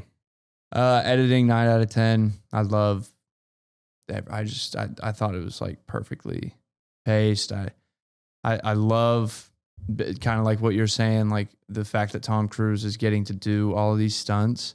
Like it just makes these chase scenes, just everything. Yep. Like it usually action kind of takes it out of me because I think it's just like kind of filling up space. Yeah. No, like I really love this shit because you can really tell like that's Tom Cruise on that bike. Yes. You know, so anyways, editing, 9 out of 10. Cinematography, 8 out of 10. Enjoyability, 9 out of 10. Nice. It's a damn good film. I got a 9.1 out of 10. Acting 9, writing 9, editing 9, cinematography 8.5, enjoyability 10. Nice. I had something on like the editing. It's also nice because they have the flashbacks of the wife and the dreams that you don't really get. Like it's not just one straight story like the rest of them was. Like you're throwing stuff back and kind of taking the audience through different times and dreams. So you like have flashbacks of things, and it's just They're finally showing like what could happen if we did this, and what if it went wrong. Yeah. Because I was thinking in like one of the movies, if as Tom Cruise is explaining, like I'm gonna jump from this building and rope swing, and they're all like, "Are you fucking crazy?" What if they like flashed it to where you see him do it and then splat and like die? So you're like, "Oh shit, that could happen." Yeah. You know, and then you watch him pull it off. It's like, damn, he's got it. Yeah. And they did that in this movie. Yeah. You don't think they did it in Rogue Nation too? No, it was this movie. Yeah. I don't think they did it in the last movie. No, it was just this one. Yeah. Okay. Well, you want to get the final one for the night? The 3-hour-long Dead Reckoning Part 1. What would Ethan Hunt do? He would do it. He would do it. Mission Impossible Dead Reckoning Part 1. Ethan Hunt and his IMF team face a new rogue AI called the Entity. This AI, initially designed for a Russian submarine, has gone rogue and threatens humanity. The Entity is a dangerous weapon that could fall into the wrong hands, leading to global chaos. The film follows Ethan's race against time to find the two halves of a key that can either destroy or control the Entity, while also battling a mysterious, all-powerful enemy. And we're back once again. We did it. Yay. Almost did it. Still got one more. Not tonight, thankfully. We just finished Dead Reckoning Part 1, and I have to say that was easily the worst one I've seen. Oh my God. 3 hours, bro? 3 hours? Think about the Fiat car chase. We finally it doesn't help that we did all of this back to back to back to back, and this was like the last one. I was trying to think, like, is it the worst one, or am I just really tired? Right. But 2 action sequences were twice as long as they needed to be. Yes. Maybe 3 times as long. I mean, they're driving around in circles at one point. Like, just endless circles. It got to the point where I figured I must have dozed off. It's also, okay, yes. Fiat scene, way too long. It's like, okay, holy shit. Also, Ethan Hunt, aren't you the greatest spy of all time with years and years of experience? And you're struggling the entire beginning.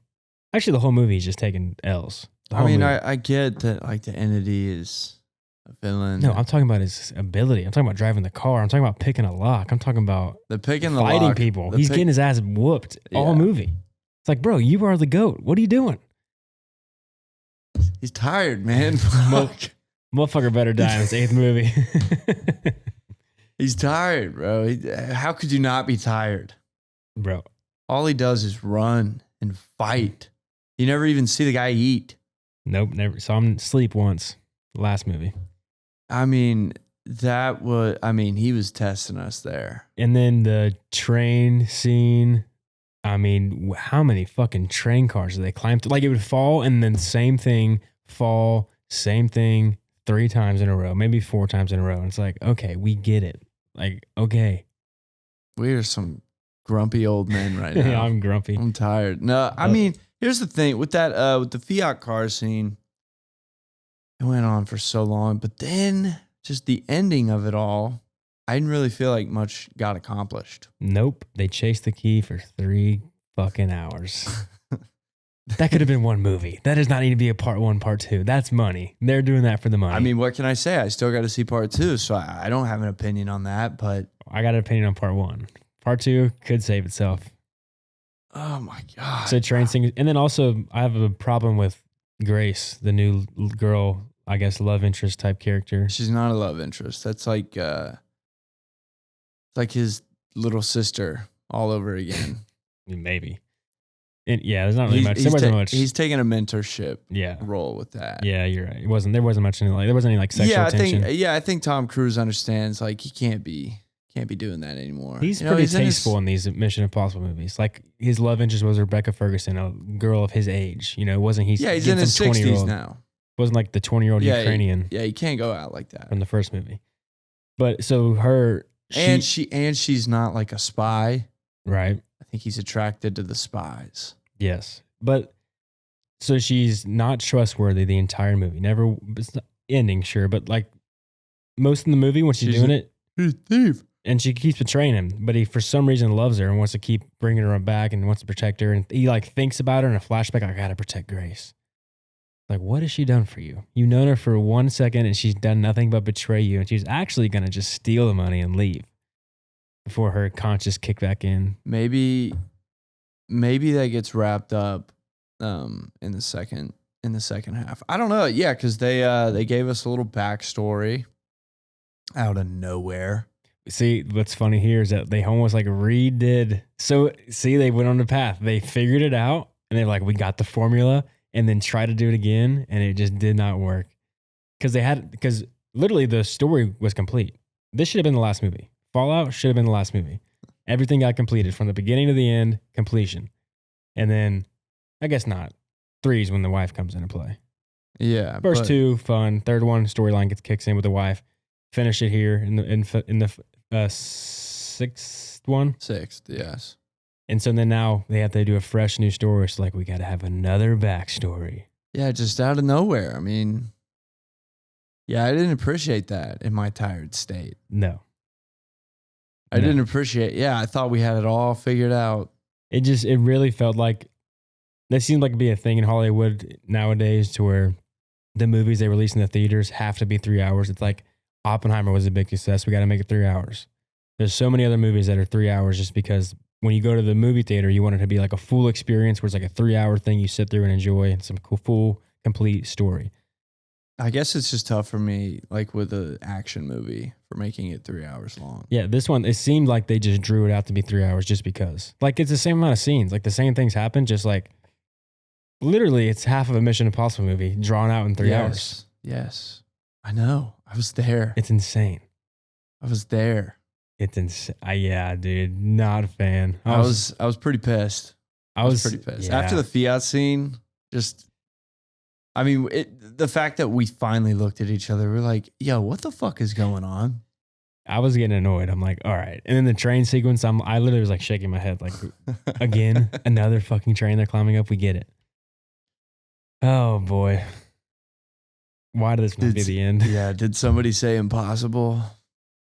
Yeah, I'm definitely never watching this bad boy again. It's going really straight to the bottom. No, I'm trying. Damn. Straight to the bottom. Yeah, not a fan. Yeah. Hold on. Okay, first of all, I can't put that above 2. What am I going to put this above? Not a single one. I think we're just pissed. I think that's definitely a factor right now. I'm tired.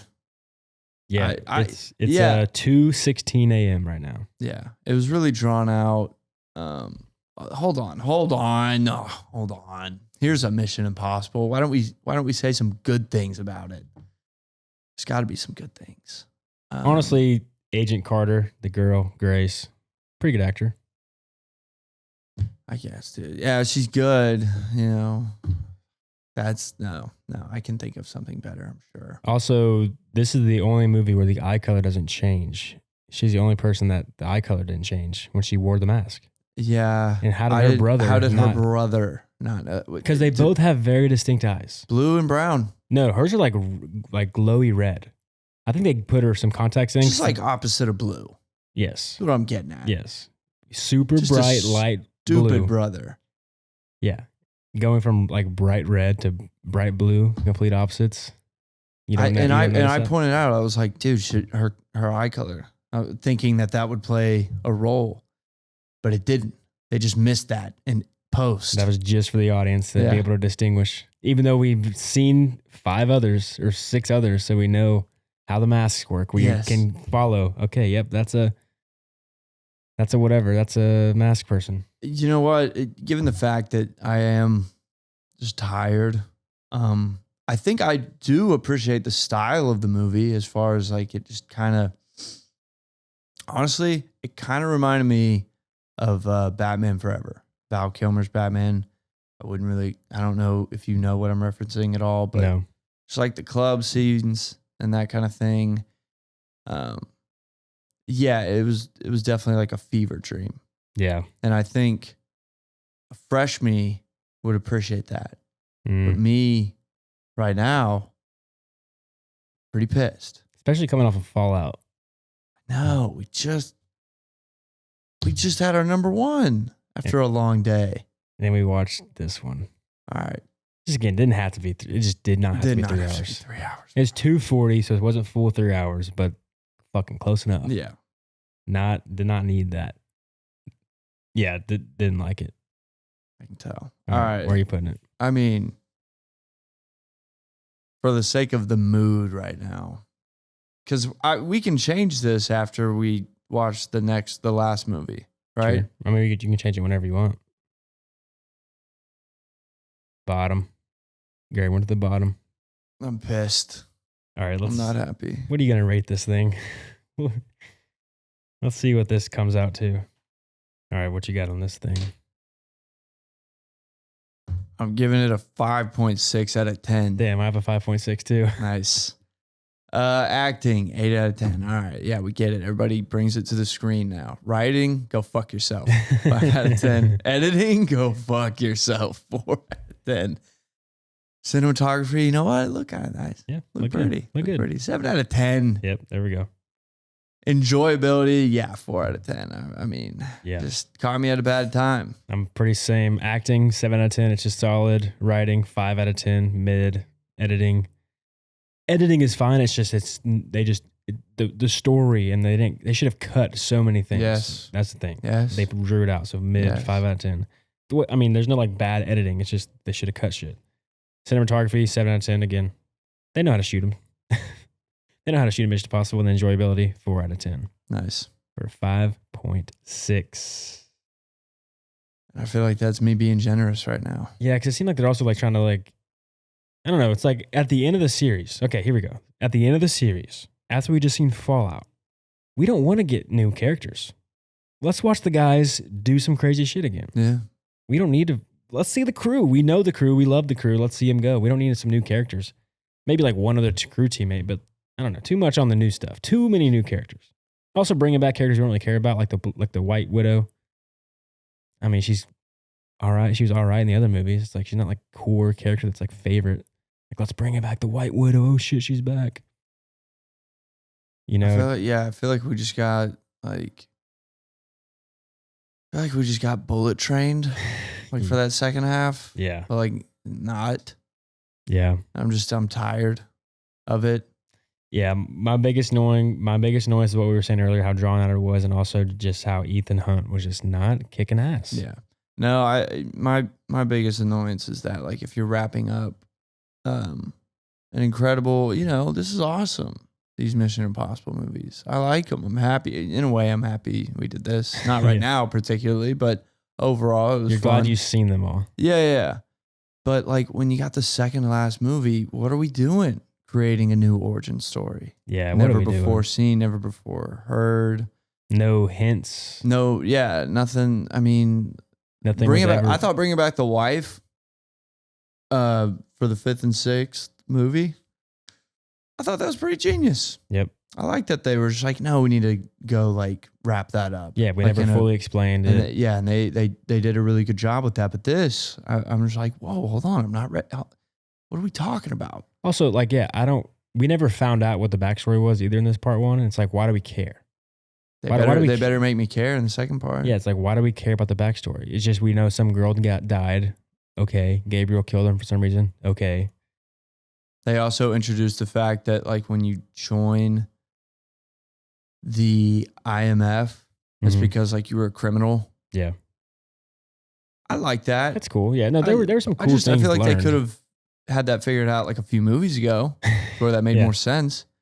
Yeah. All of a sudden, I got Luther like preaching the good word, Mm-hmm. which I don't mind. I love Luther, great character. Yeah. But that was just like, wait, what? Y'all were all criminals? Where'd that come from? That would have been cool to hear in Fallout. Yeah. Yeah. And it is cool though with like Ethan's story, even though the movie wasn't enjoyable, it's still cool to see like Ethan's finally losing people, and he's like, damn, he's starting to feel like he's starting to have some complex beliefs about himself because like the people around him are dying. Yeah. The women in his life get killed. So he's starting to have this thing where like he told Carter, I keep calling her Agent Carter, Grace. Mm-hmm. He told Grace, your life is more important than mine. Like I'm always going to prioritize your life over mine. Like that kind of came like a new thing. Not really. He's always kind of been selfless. That's but some bullshit now that I actually think about it. The point you're trying to make is bullshit. Okay, first off, what's her name? Grace. No, not Grace. The one that died this Elsa. movie. Is it Elsa? Yeah. He's not the reason she died, okay? She just keeps popping up in the same missions that he's also involved in. So it's literally her putting herself in those situations. Women aren't dying because of him. His old wife is still alive. Also, why did she come back? Was that explained? I'm sure it was, but it just got lost. I don't think so, bro. We watched the whole movie. I didn't hear one. She just popped in one scene and then that was it. No. Hold on. It got explained. Just give me a moment. Give me a fucking second to think here. I don't think it was.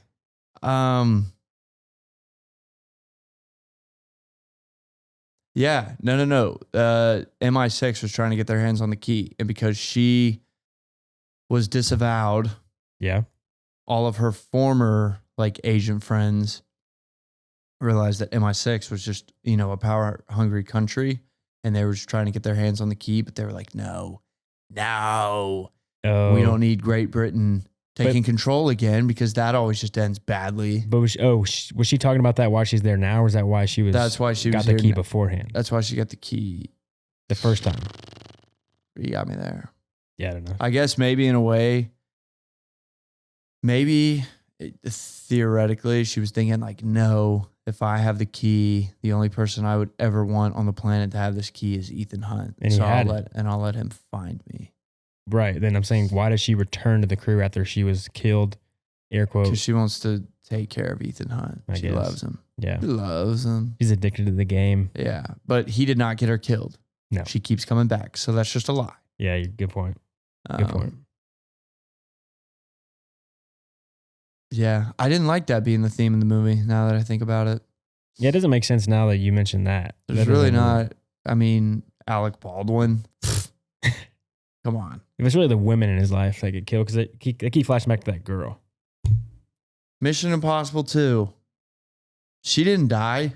It was just hookup. They was hooking up, and then they went on like a vacation or something together. Yeah, she didn't die. Mission Impossible 3 saved her. Yep. 4, 5, 6 saved her. Yep. He's actually, I feel like he's a pretty good protector. Especially saving Elsa too, with the amount of shit she gets in and the betrayal she's always doing. Well, no, the reason, the reason that they're going for the whole like women die around him is because in the new origin story that we know nothing about, we have no idea who that woman is. They're trying to play a new theme so they can have this final arc on his character. It's like, you already did it. We already seen it. Yeah. Now you're just adding shit on for like no reason, just to have Tom Cruise do 2 more stunts. Don't blow it, Tom. Please. I know it's already made. I know it's already out there, but damn. I hope you didn't fuck this all up. The poster with his face solo in it, it's like his like stamp, like, this is my final Mission Impossible. So you better put some pride in this. It almost seemed like he just didn't really care either. Maybe just because that's how Ethan Hunt was just getting beat up, but it seemed like he just wasn't really in it. I don't know. It seemed like it was half-assed. Now, don't take the disrespect, Tom Cruise. You might have been all in on it. I'm just saying the way your character is getting beat, his ass beat. He did drive a motorcycle off of a mountain cliff and parachute, so I wouldn't say he was totally half-assing it. No, I don't think he was actually, but like the character getting beat up makes you feel like he just, I don't know, you just want to see him whoop ass. I think he's trying to slowly show that like Ethan Hunt is getting old. Yeah, hopefully he either retires or gets killed in this last one.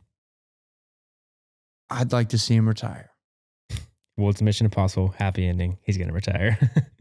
Unless they go for it in the last one. If they go for it, that'd be pretty cool actually if they just nut up and kill off Ethan Hunt. Now they better not set up a Mission Impossible new series with Grace. Oh, get ready. they're this going is Hollywood we're talking about. Actually, no. Tom Cruise said he would not bring back Mission Impossible because he owns the rights to it. So he said he would not let another movie get made unless Glenn Powell starred in it. That's a fact. Well, I read it on Twitter. A tweet said Tom Cruise was quoted saying that. So it could be not true, but I'm pretty sure that's what he said. We can fact check. Rumor surfaced that Tom Cruise wanted Glenn Powell to replace him in the Mission Impossible franchise, but Powell denied these claims. Powell stated that my mom would never let me do that. He also joked the franchise's stunts are a death trap. All right, he might do it. Yeah, he's doing it. He's doing it. I'd watch it. Yeah. That's it. Yeah.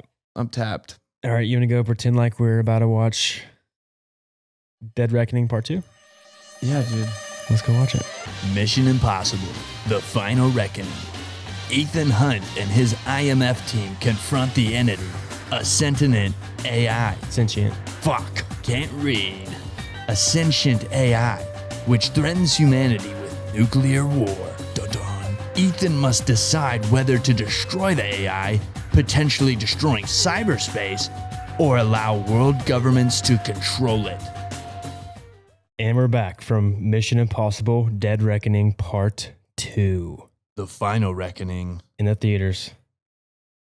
Yep, we did it. All 8. I didn't know that my destiny involved me watching all of the Mission Impossible movies, but that's the funny thing about destiny. You don't know it until you've completed it. That was a journey. That was a fucking journey. Yeah, talk about what a journey. Yeah, dude, Tom Cruise, Mission Impossible. Can you turn your mic a little bit, just in case? Oh, yeah. My apologies. Yeah, you know, you're either into it or you're not. And you? It dawned on me about, honestly, like right there at the end of this movie. I was like, you know, this isn't really for me. This isn't my thing. I think this is more your thing. I do like them. Yeah, and I had fun. This was a good bonding experience. You had for some both ones of that us. you enjoyed heavily. Yeah, but now in retrospect, I'm starting to wonder. Like, here's the thing. I don't know if I'm ever going to watch another Mission Impossible movie again. See, I'm kind of right there with you. I mean, I'm sure I'll watch one of these again. No, I'm trying to tell you, I don't think I'm ever going to watch another Mission Impossible. It's going to be a long time before I even muster up the courage to watch a Tom Cruise movie again. Now, And that's all because I've just spent 18 hours yeah. in 3 days? Well, really, 2 days. 2 days, because we had an off day yesterday, came back to finish it off in the theater today. So it's really I'm been just 2 saying, days. just total time of life. I just dedicated over 18 hours to Tom Cruise. Yep. And so it's going to be a while before I get back to him. But I may never get back to another Mission Impossible. His movie. little intro to the movie, that didn't touch your heart, where he's reading off a script right into your eyes and telling you, we made this for you. That didn't touch you? That, and listen, I'm really trying not to shit on Tom Cruise because he's doing a lot for cinema. Yep. And for movie theaters. Yep. And just film production in general. So I don't want to take anything away from that. And I love Top Gun. And I loved the sequel. Yep. I just don't think Mission Impossible is my cup of tea. It's just not for me. I need people actually dying. I need actual stakes. And I'm just, it's just the stereotypical spy movie. Even in James Bond, I feel like with Daniel Craig's, like people die. Yeah. People die in that movie and you never know who's safe. I do feel like Except for him, he's not going to die. I do feel like in these movies, as they've gone on, they get more clearly explained of like what the plot is. Like they're really dragging your hand through the plot. Yeah. Like in this one, it was like, I'm going to hold your hand and we're going to tell you exactly what's going on, Yes. what the stakes are, what happens if you do it, what happens if you don't, and what the potential risks are. And like every scene, it was like too much. It's really like if a kid watches it, like an 11-year-old watches it, I it's get like it. he's going to follow it. Yes. And they just made sure of that in this one. Yes. And I understand that, especially because I feel like after the part one, there were probably a lot of kids that were like, Mommy, what happened? And she couldn't even explain. And so Tom Cruise probably heard that and was like, okay, we got to make this like a lot better for the boys out there ages 8 to 13. Make sure that they have a damn good time because they're the future. Watching part 1 and watching part 2, you really start to understand that part 1 really didn't need to happen. Truly did not. The only thing it really set up was just how it explained the entity, so you know the risks and you know what's going on, and then the importance of the key. But the key really wasn't super important in this movie. It was just kind of like We could have started just with part 2 and it would have been totally fine. Mm-hmm. Totally fine. And am I tripping? Okay, so obviously we're not trying to spoil this one because I think people are still wanting to see it. We'll spoiler in a second. I say we... Right now, I'm trying to like be nice. Okay. Trying to be kind right now. But Okay. yeah, I mean, when we get to spoiling, okay, should we spoil? No, yeah, listen, I mean, again, if you love the Mission Impossible movies and like you are just a huge Mission Impossible Tom Cruise fan, you love Ethan Hunt, the character, you'll love this. Yep. You'll love this. It's a great movie in that sense. Sure. But I don't know if you're like me and you don't really give a damn about Tom Cruise. I just don't. I'm just not like the biggest Tom Cruise fanboy. I never have been. Yeah, it's fine. And, so that's why, like, it's just not for me. It's not for me. I'm kind of tapped out on like action movies in general. I don't even really care for John Wick. Yeah, I mean, But those are just cool because again, I think John Wicks are really cool for the same exact reason Mission Impossibles are cool. It's because of the stunts and the choreography of the Yes. fights. Like that's what makes them cool. Yes. The storyline isn't that impressive. It's Let me tell you something. Him on that airplane was fucking cool. That was I insane. like that. That's That's insane. okay. Like obviously I'll give him credit for that. That's insane. And it looked really good. It looked really cool. And guess what? That was my favorite part of the movie. Yep. I was really into that. I was into like, that. yeah, I'm like on the edge of my seat. I was like, he's hanging off that fucking plane. That's what makes it, again, we kind of mentioned this before in one of the other movies, but it's like, if you did that CGI, how a normal action movie would probably go about it, where it's just not really stunts, it's just going CGI, plane, all that kind of stuff, green screen, it's not impactful. It's just kind of like, okay, that's sure they're on a plane, but whatever. But it's because Tom Cruise is literally on the plane, it makes it, you're kind of on the edge of your seat watching the whole shit. You're like, holy fuck, like this is crazy. Like, because now you can actually see the character actually doing what he's doing, even though he's not literally doing everything that is being shown in the movie. He still is on the plane doing a lot of like the movements and climbing on the plane.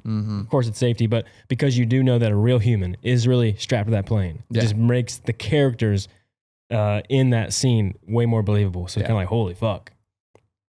Respect. Now, there's one scene in there where I don't think it was a stunt really, but there's one scene where, Spoiler alerts incoming. He dives underwater deep. And then he takes off his, not really scuba mask, and then just survives. It's like, that can't actually happen. That's literally, most of these movies, like sure, like what he does is impossible, but there's some aspect of like, okay, maybe you could do that. Now, when he's underwater deep, under all the pressure of the fucking millions of gallons of water on top of him, Yeah. no shot you can survive that deep without any fucking like special suit. Did somebody say impossible? No, on top of the fact that it's freezing fucking cold. Yeah. He's in Antarctica. Yes. No shot. You literally you're paralyzed as soon as that water hits you if you're not already dead by the millions and millions of gallons. But again, did somebody say impossible? Because Tom Cruise said it is possible. Yeah. Ethan Hunt can't die. And like, again, I'm sticking with the point where I think Fallout should have been the last one because it didn't really add anything. But I called it, motherfucker. Good job. Yes. I said I think it was maybe Fallout. Was that? No, it was Dead Reckoning. Yeah, it In was. Dead Reckoning, It was I Dead was like, Reckoning. oh shit, I wonder if the rabbit's foot that we didn't find out in number 3 is actually what this is. And turns out it was. Well done. Well done. I will eat my words. I was clearly wrong. Clearly, you understand the Mission Impossible language. You are fluent in it. I am Ethan Hunt. You're the next Ethan Hunt. Fuck Glenn Powell. It's Kate it's Harvey. me, bitch. That was cool. I had fun with that. No, I don't think they planned that out, but it's cool that they found a leverage no, point. they did not. But it's Yeah. cool they found a leverage point to kind of tie it all in together to where it kind of links with them all. So now not really, but they found a way to make it have a purpose for having the sequels. Yeah. Cool, whatever. But like, you really didn't need to do that.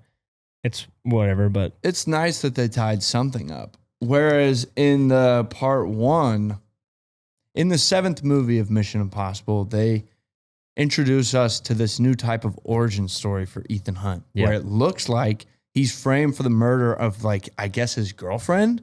I don't know. I don't know. We don't know what we're looking at because they don't explain it. No. They really don't even try to tell us. They give you the in this same movie. 3 shots Yeah. for the backstory. So in all I 6 can hours. assume is that this guy murders his girlfriend Or somebody. or somebody close to him, somebody that meant a lot to him, and then it got him in trouble.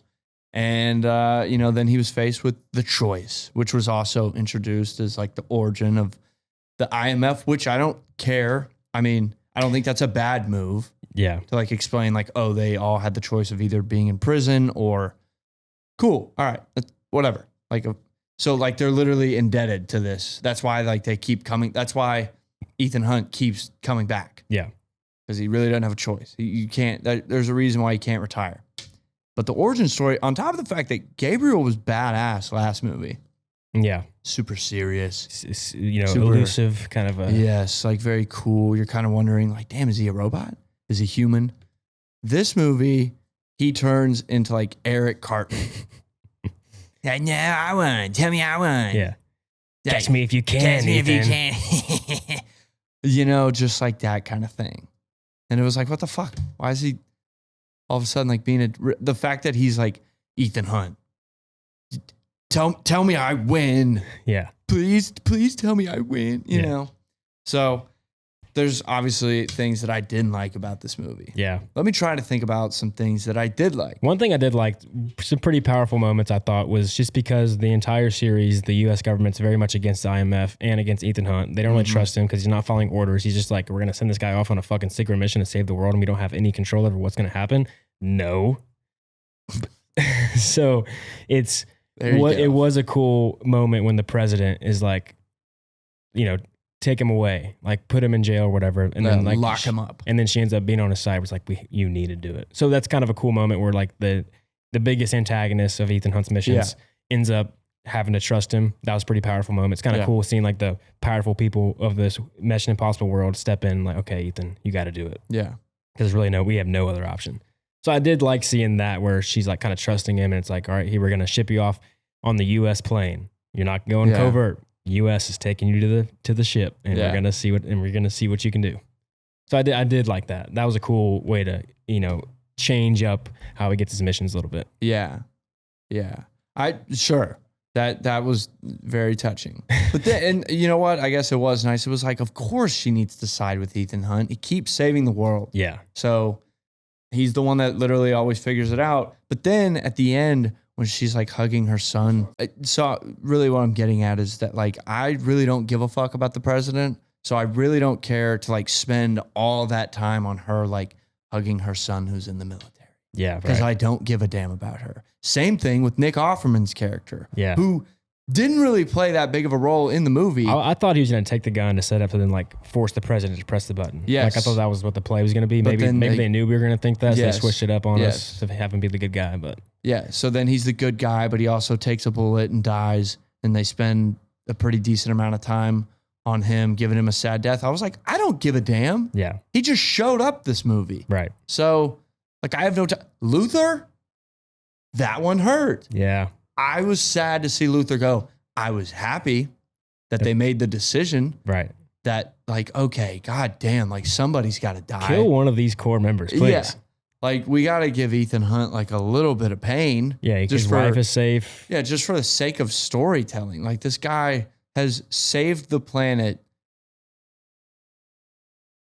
for sure the country, 6 times, maybe 7 times at this point. I wish. And has walked away with all of his loved ones. Because I think killing them all in the end is not a happy ending, but they were kind of setting it up where it would have been a fine ending because they're always talking about how you live and die in the shadows for the people you hold close and the people you'll never meet. Yeah. And that's like the oath that they come into, which honestly, in hindsight, it would have been more powerful to have that be a thing through the entire thing. That oath. We never knew about the oath until the second to last movie. Sure. So you could have built it up a little bit more. So having that be kind of what they keep saying, the theme, it seems like, of, we live and die in the shadows, have all the crew die to save the world from like the biggest threat they've faced in the entire series. The genius, all-knowing God AI. Yeah. Have them all kill themselves and sacrifice themselves for it. And like have Ethan where it's like, guys, we have to sacrifice ourselves. I know I've always tried to protect you guys, but listen, shit's getting real. 7 billion people that this thing's trying to take out. We got to sacrifice ourselves. So that would have been nice. Yeah. But I thought they were kind of leading it that way. I'm like, oh, damn, they might die at the end. Yeah. But we're talking Mission Impossible, happy endings, all the time. Yeah, but here's the other thing is like, I feel like from Mission Impossible 5, I want to say Mission Impossible 5. That's where they start like. Is that Rogue Nation? I'm trying to. 1, 2, 3, 4. Yeah, Rogue Nation's 5. I feel like that's where they start kind of hinting at the fact that Ethan Hunt is going to die. Because they keep saying like, Ethan, one day your luck's going to run out. Yeah. You know, or one day you're going to gamble with everything and you're going to lose, you know. They keep hinting at it. That's why I was like, you know, and this is the final movie. I was like, Tom Cruise, hang it up. But no, Tom Cruise did not kill Ethan Hunt. Why? Because maybe it's just not over. Maybe in like 10 years, Tom Cruise will be like, you know what, guys, I'm really not done. I'm 70 and I feel great. Yeah, like, I don't know. Like, I think everybody would love the Mission Impossible movies. And then you just get all the super mega Tom Cruise fans that are like, yeah. And then Tom Cruise is just like, yeah. Yeah. So, disappointing. He should have died. Yeah. Now, with the whole luck thing, that's obviously a big thing in the movie. Like, it's always, luck is on their side most of the time. Yeah. And in this movie, they kind of, in a small moment, let you know that Ethan Hunt's lucky because he's always doing the right thing. Like, luck just falls on his side because he's always the best character. Yeah. And you see that whenever evil Gabriel, when he's like, only one of us has a parachute. Good luck, Ethan. And then he falls out of the plane and then immediately gets killed. That was pretty funny because that just shows there that if you're on the bad side, luck's not going to fall on your side. If you're going to be evil, luck ain't going to fall on your side. That's why that just like is a clear message saying because Ethan Hunt's good, he gets lucky. Where did he? So wait, is that how he gets the parachute? He grabbed it from the front seat or whatever. So there was just another parachute. Plane. They got parachutes in each section of the plane. Okay. It's not too unbelievable. It's just, well, it's funny that like the villain, it's funny that Gabriel dies that way. I thought that was funny. Yes, I mean, it's literally funny, Yeah. but it's also just like, damn, after all that, it was because he just kept being a real dickhead. And Tom Cruise was like, you know what? Fuck him. He dies. I feel like Tom Cruise actually takes this serious. Yeah. Like But he really can't take it even when the characters are like being mean to Ethan Hunt. Yeah. It works for me, yeah, because Alec Baldwin's mean to him and he gets killed. Yeah. It works for me though because the luck thing is very prevalent. So like you can use luck in this movie to kill somebody. Well, if that's unluck. If that's the case, it should have been like Gabriel says, "Too bad only one of us has a parachute," or whatever he says, and then he jumps, dies, and then Ethan Hunt somehow is able to snag the parachute rather than just finding another parachute in the plane. Yeah, because that line doesn't really make sense. He's Right. like, only one of us has a parachute. Yeah. Well, no, yeah. So it's like Gabriel just all of a sudden was stupid. Yeah. He was just Fair. wrong. Yeah. Like, and then like the plane just shutting off, just not working anymore. It was like, so if Gabriel had even gotten away with all of this, he just would have crashed the plane. I would assume the plane probably burnt because they were just like wiggling it around too much and there's just like so much action. So the plane was just overheating. Yeah. But anyway, all right. You gonna rate this thing? Yeah, I'm dying. Okay. We're in a hot garage in this studio, so let's rate it. All right. What you got on your rating? For my final rating of the final movie of the Mission Impossible franchise, I give this a 5.8. Okay. Mid. Pretty mid. Yeah. I mean, clearly I walked in here and was a little heated. So, and again, you know, shout out to Tom. Incredible what he does and thankful for it. It's just not my thing. All right. It's just not my movie. So, with that being said, acting 7 out of 10, that's generous. Solid acting. Yeah, it is solid acting, but it's just, and I'll get into it. They did as good as they could with the lines they were given. Sure. So, going into that, writing 4 out of 10. You know what? I am pissed off that they thought that I'm stupid enough that I needed to have my hand held the entire movie. It's a little annoying. I'm not a 10-year-old child. I can figure it out Although I get it, I'm sure a 10-year-old child thought this was the best movie ever. 100%. And I'm very happy for that kid. But I didn't like it. Editing, 5 out of 10. Get on with it. We were stuck in that ocean for God knows how long. I didn't mind that, really. It wasn't as bad as the first one, the first Dead Reckoning. No, we were in that ocean for a long time. See, the thing that I'm okay with it sticking in there for a while. The problem is whenever it's the same fucking things, like the train and the Fiat, it's the same. Like they're not really doing anything different. The submarine, you're like, sure, like different things are kind of happening. Sure, the bombs keep falling on it for a minute, but like, I don't know, you're crawling through it, finding different things. Yeah. Anyway, that scene was not very good in my opinion, but Yeah. I wasn't pissed about it like I was in Dead Reckoning Part 1. I was pretty annoyed with the submarine. I was like, damn, okay. I guess we're just chilling down here for a while. Yeah. Like, of course, in a lot of these movies, I feel like while this is going down, they do a good job of showing like what else is happening. No, we were just stuck there with him. Cinematography, 7 out of 10, solid, Yep. So yeah, with that being said, enjoyability, really, that airplane saved that. Yeah. I'll give it a 6 out of 10, but overall, not for me.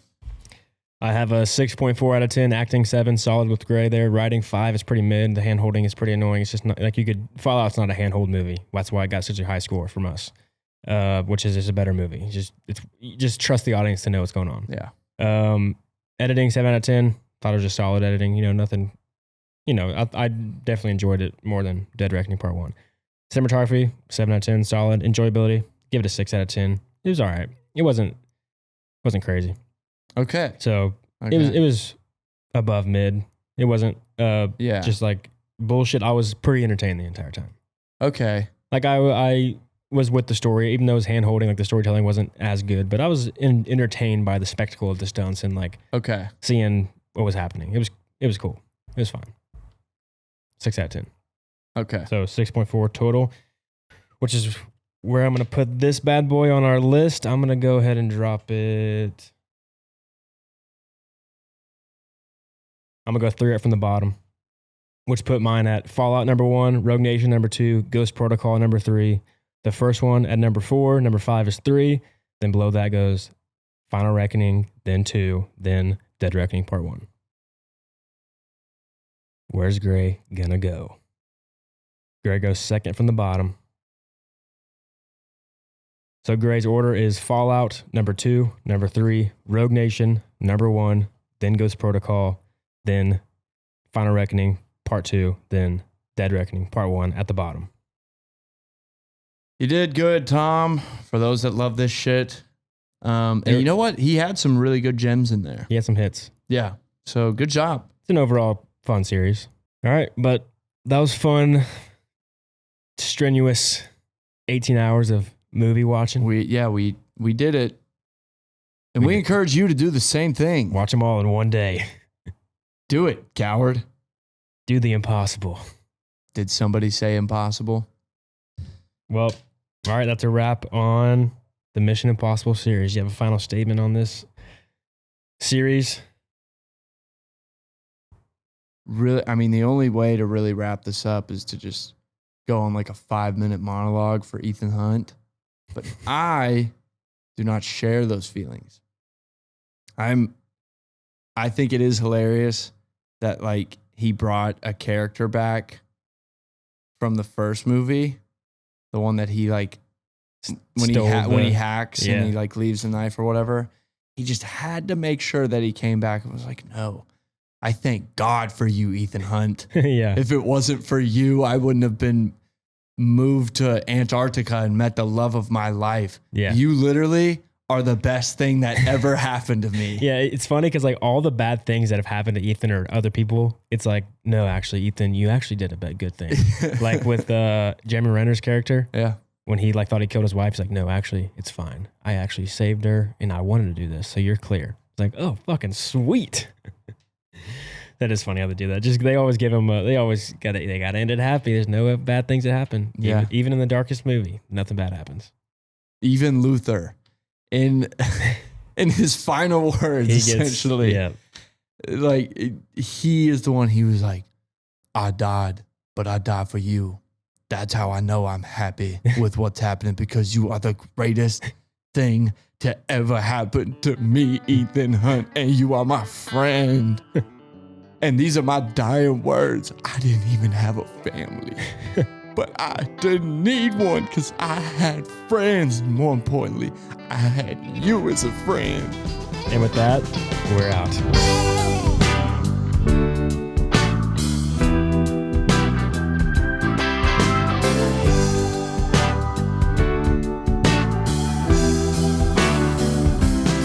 I've been working like a dog trying to buy my next meal. Seems all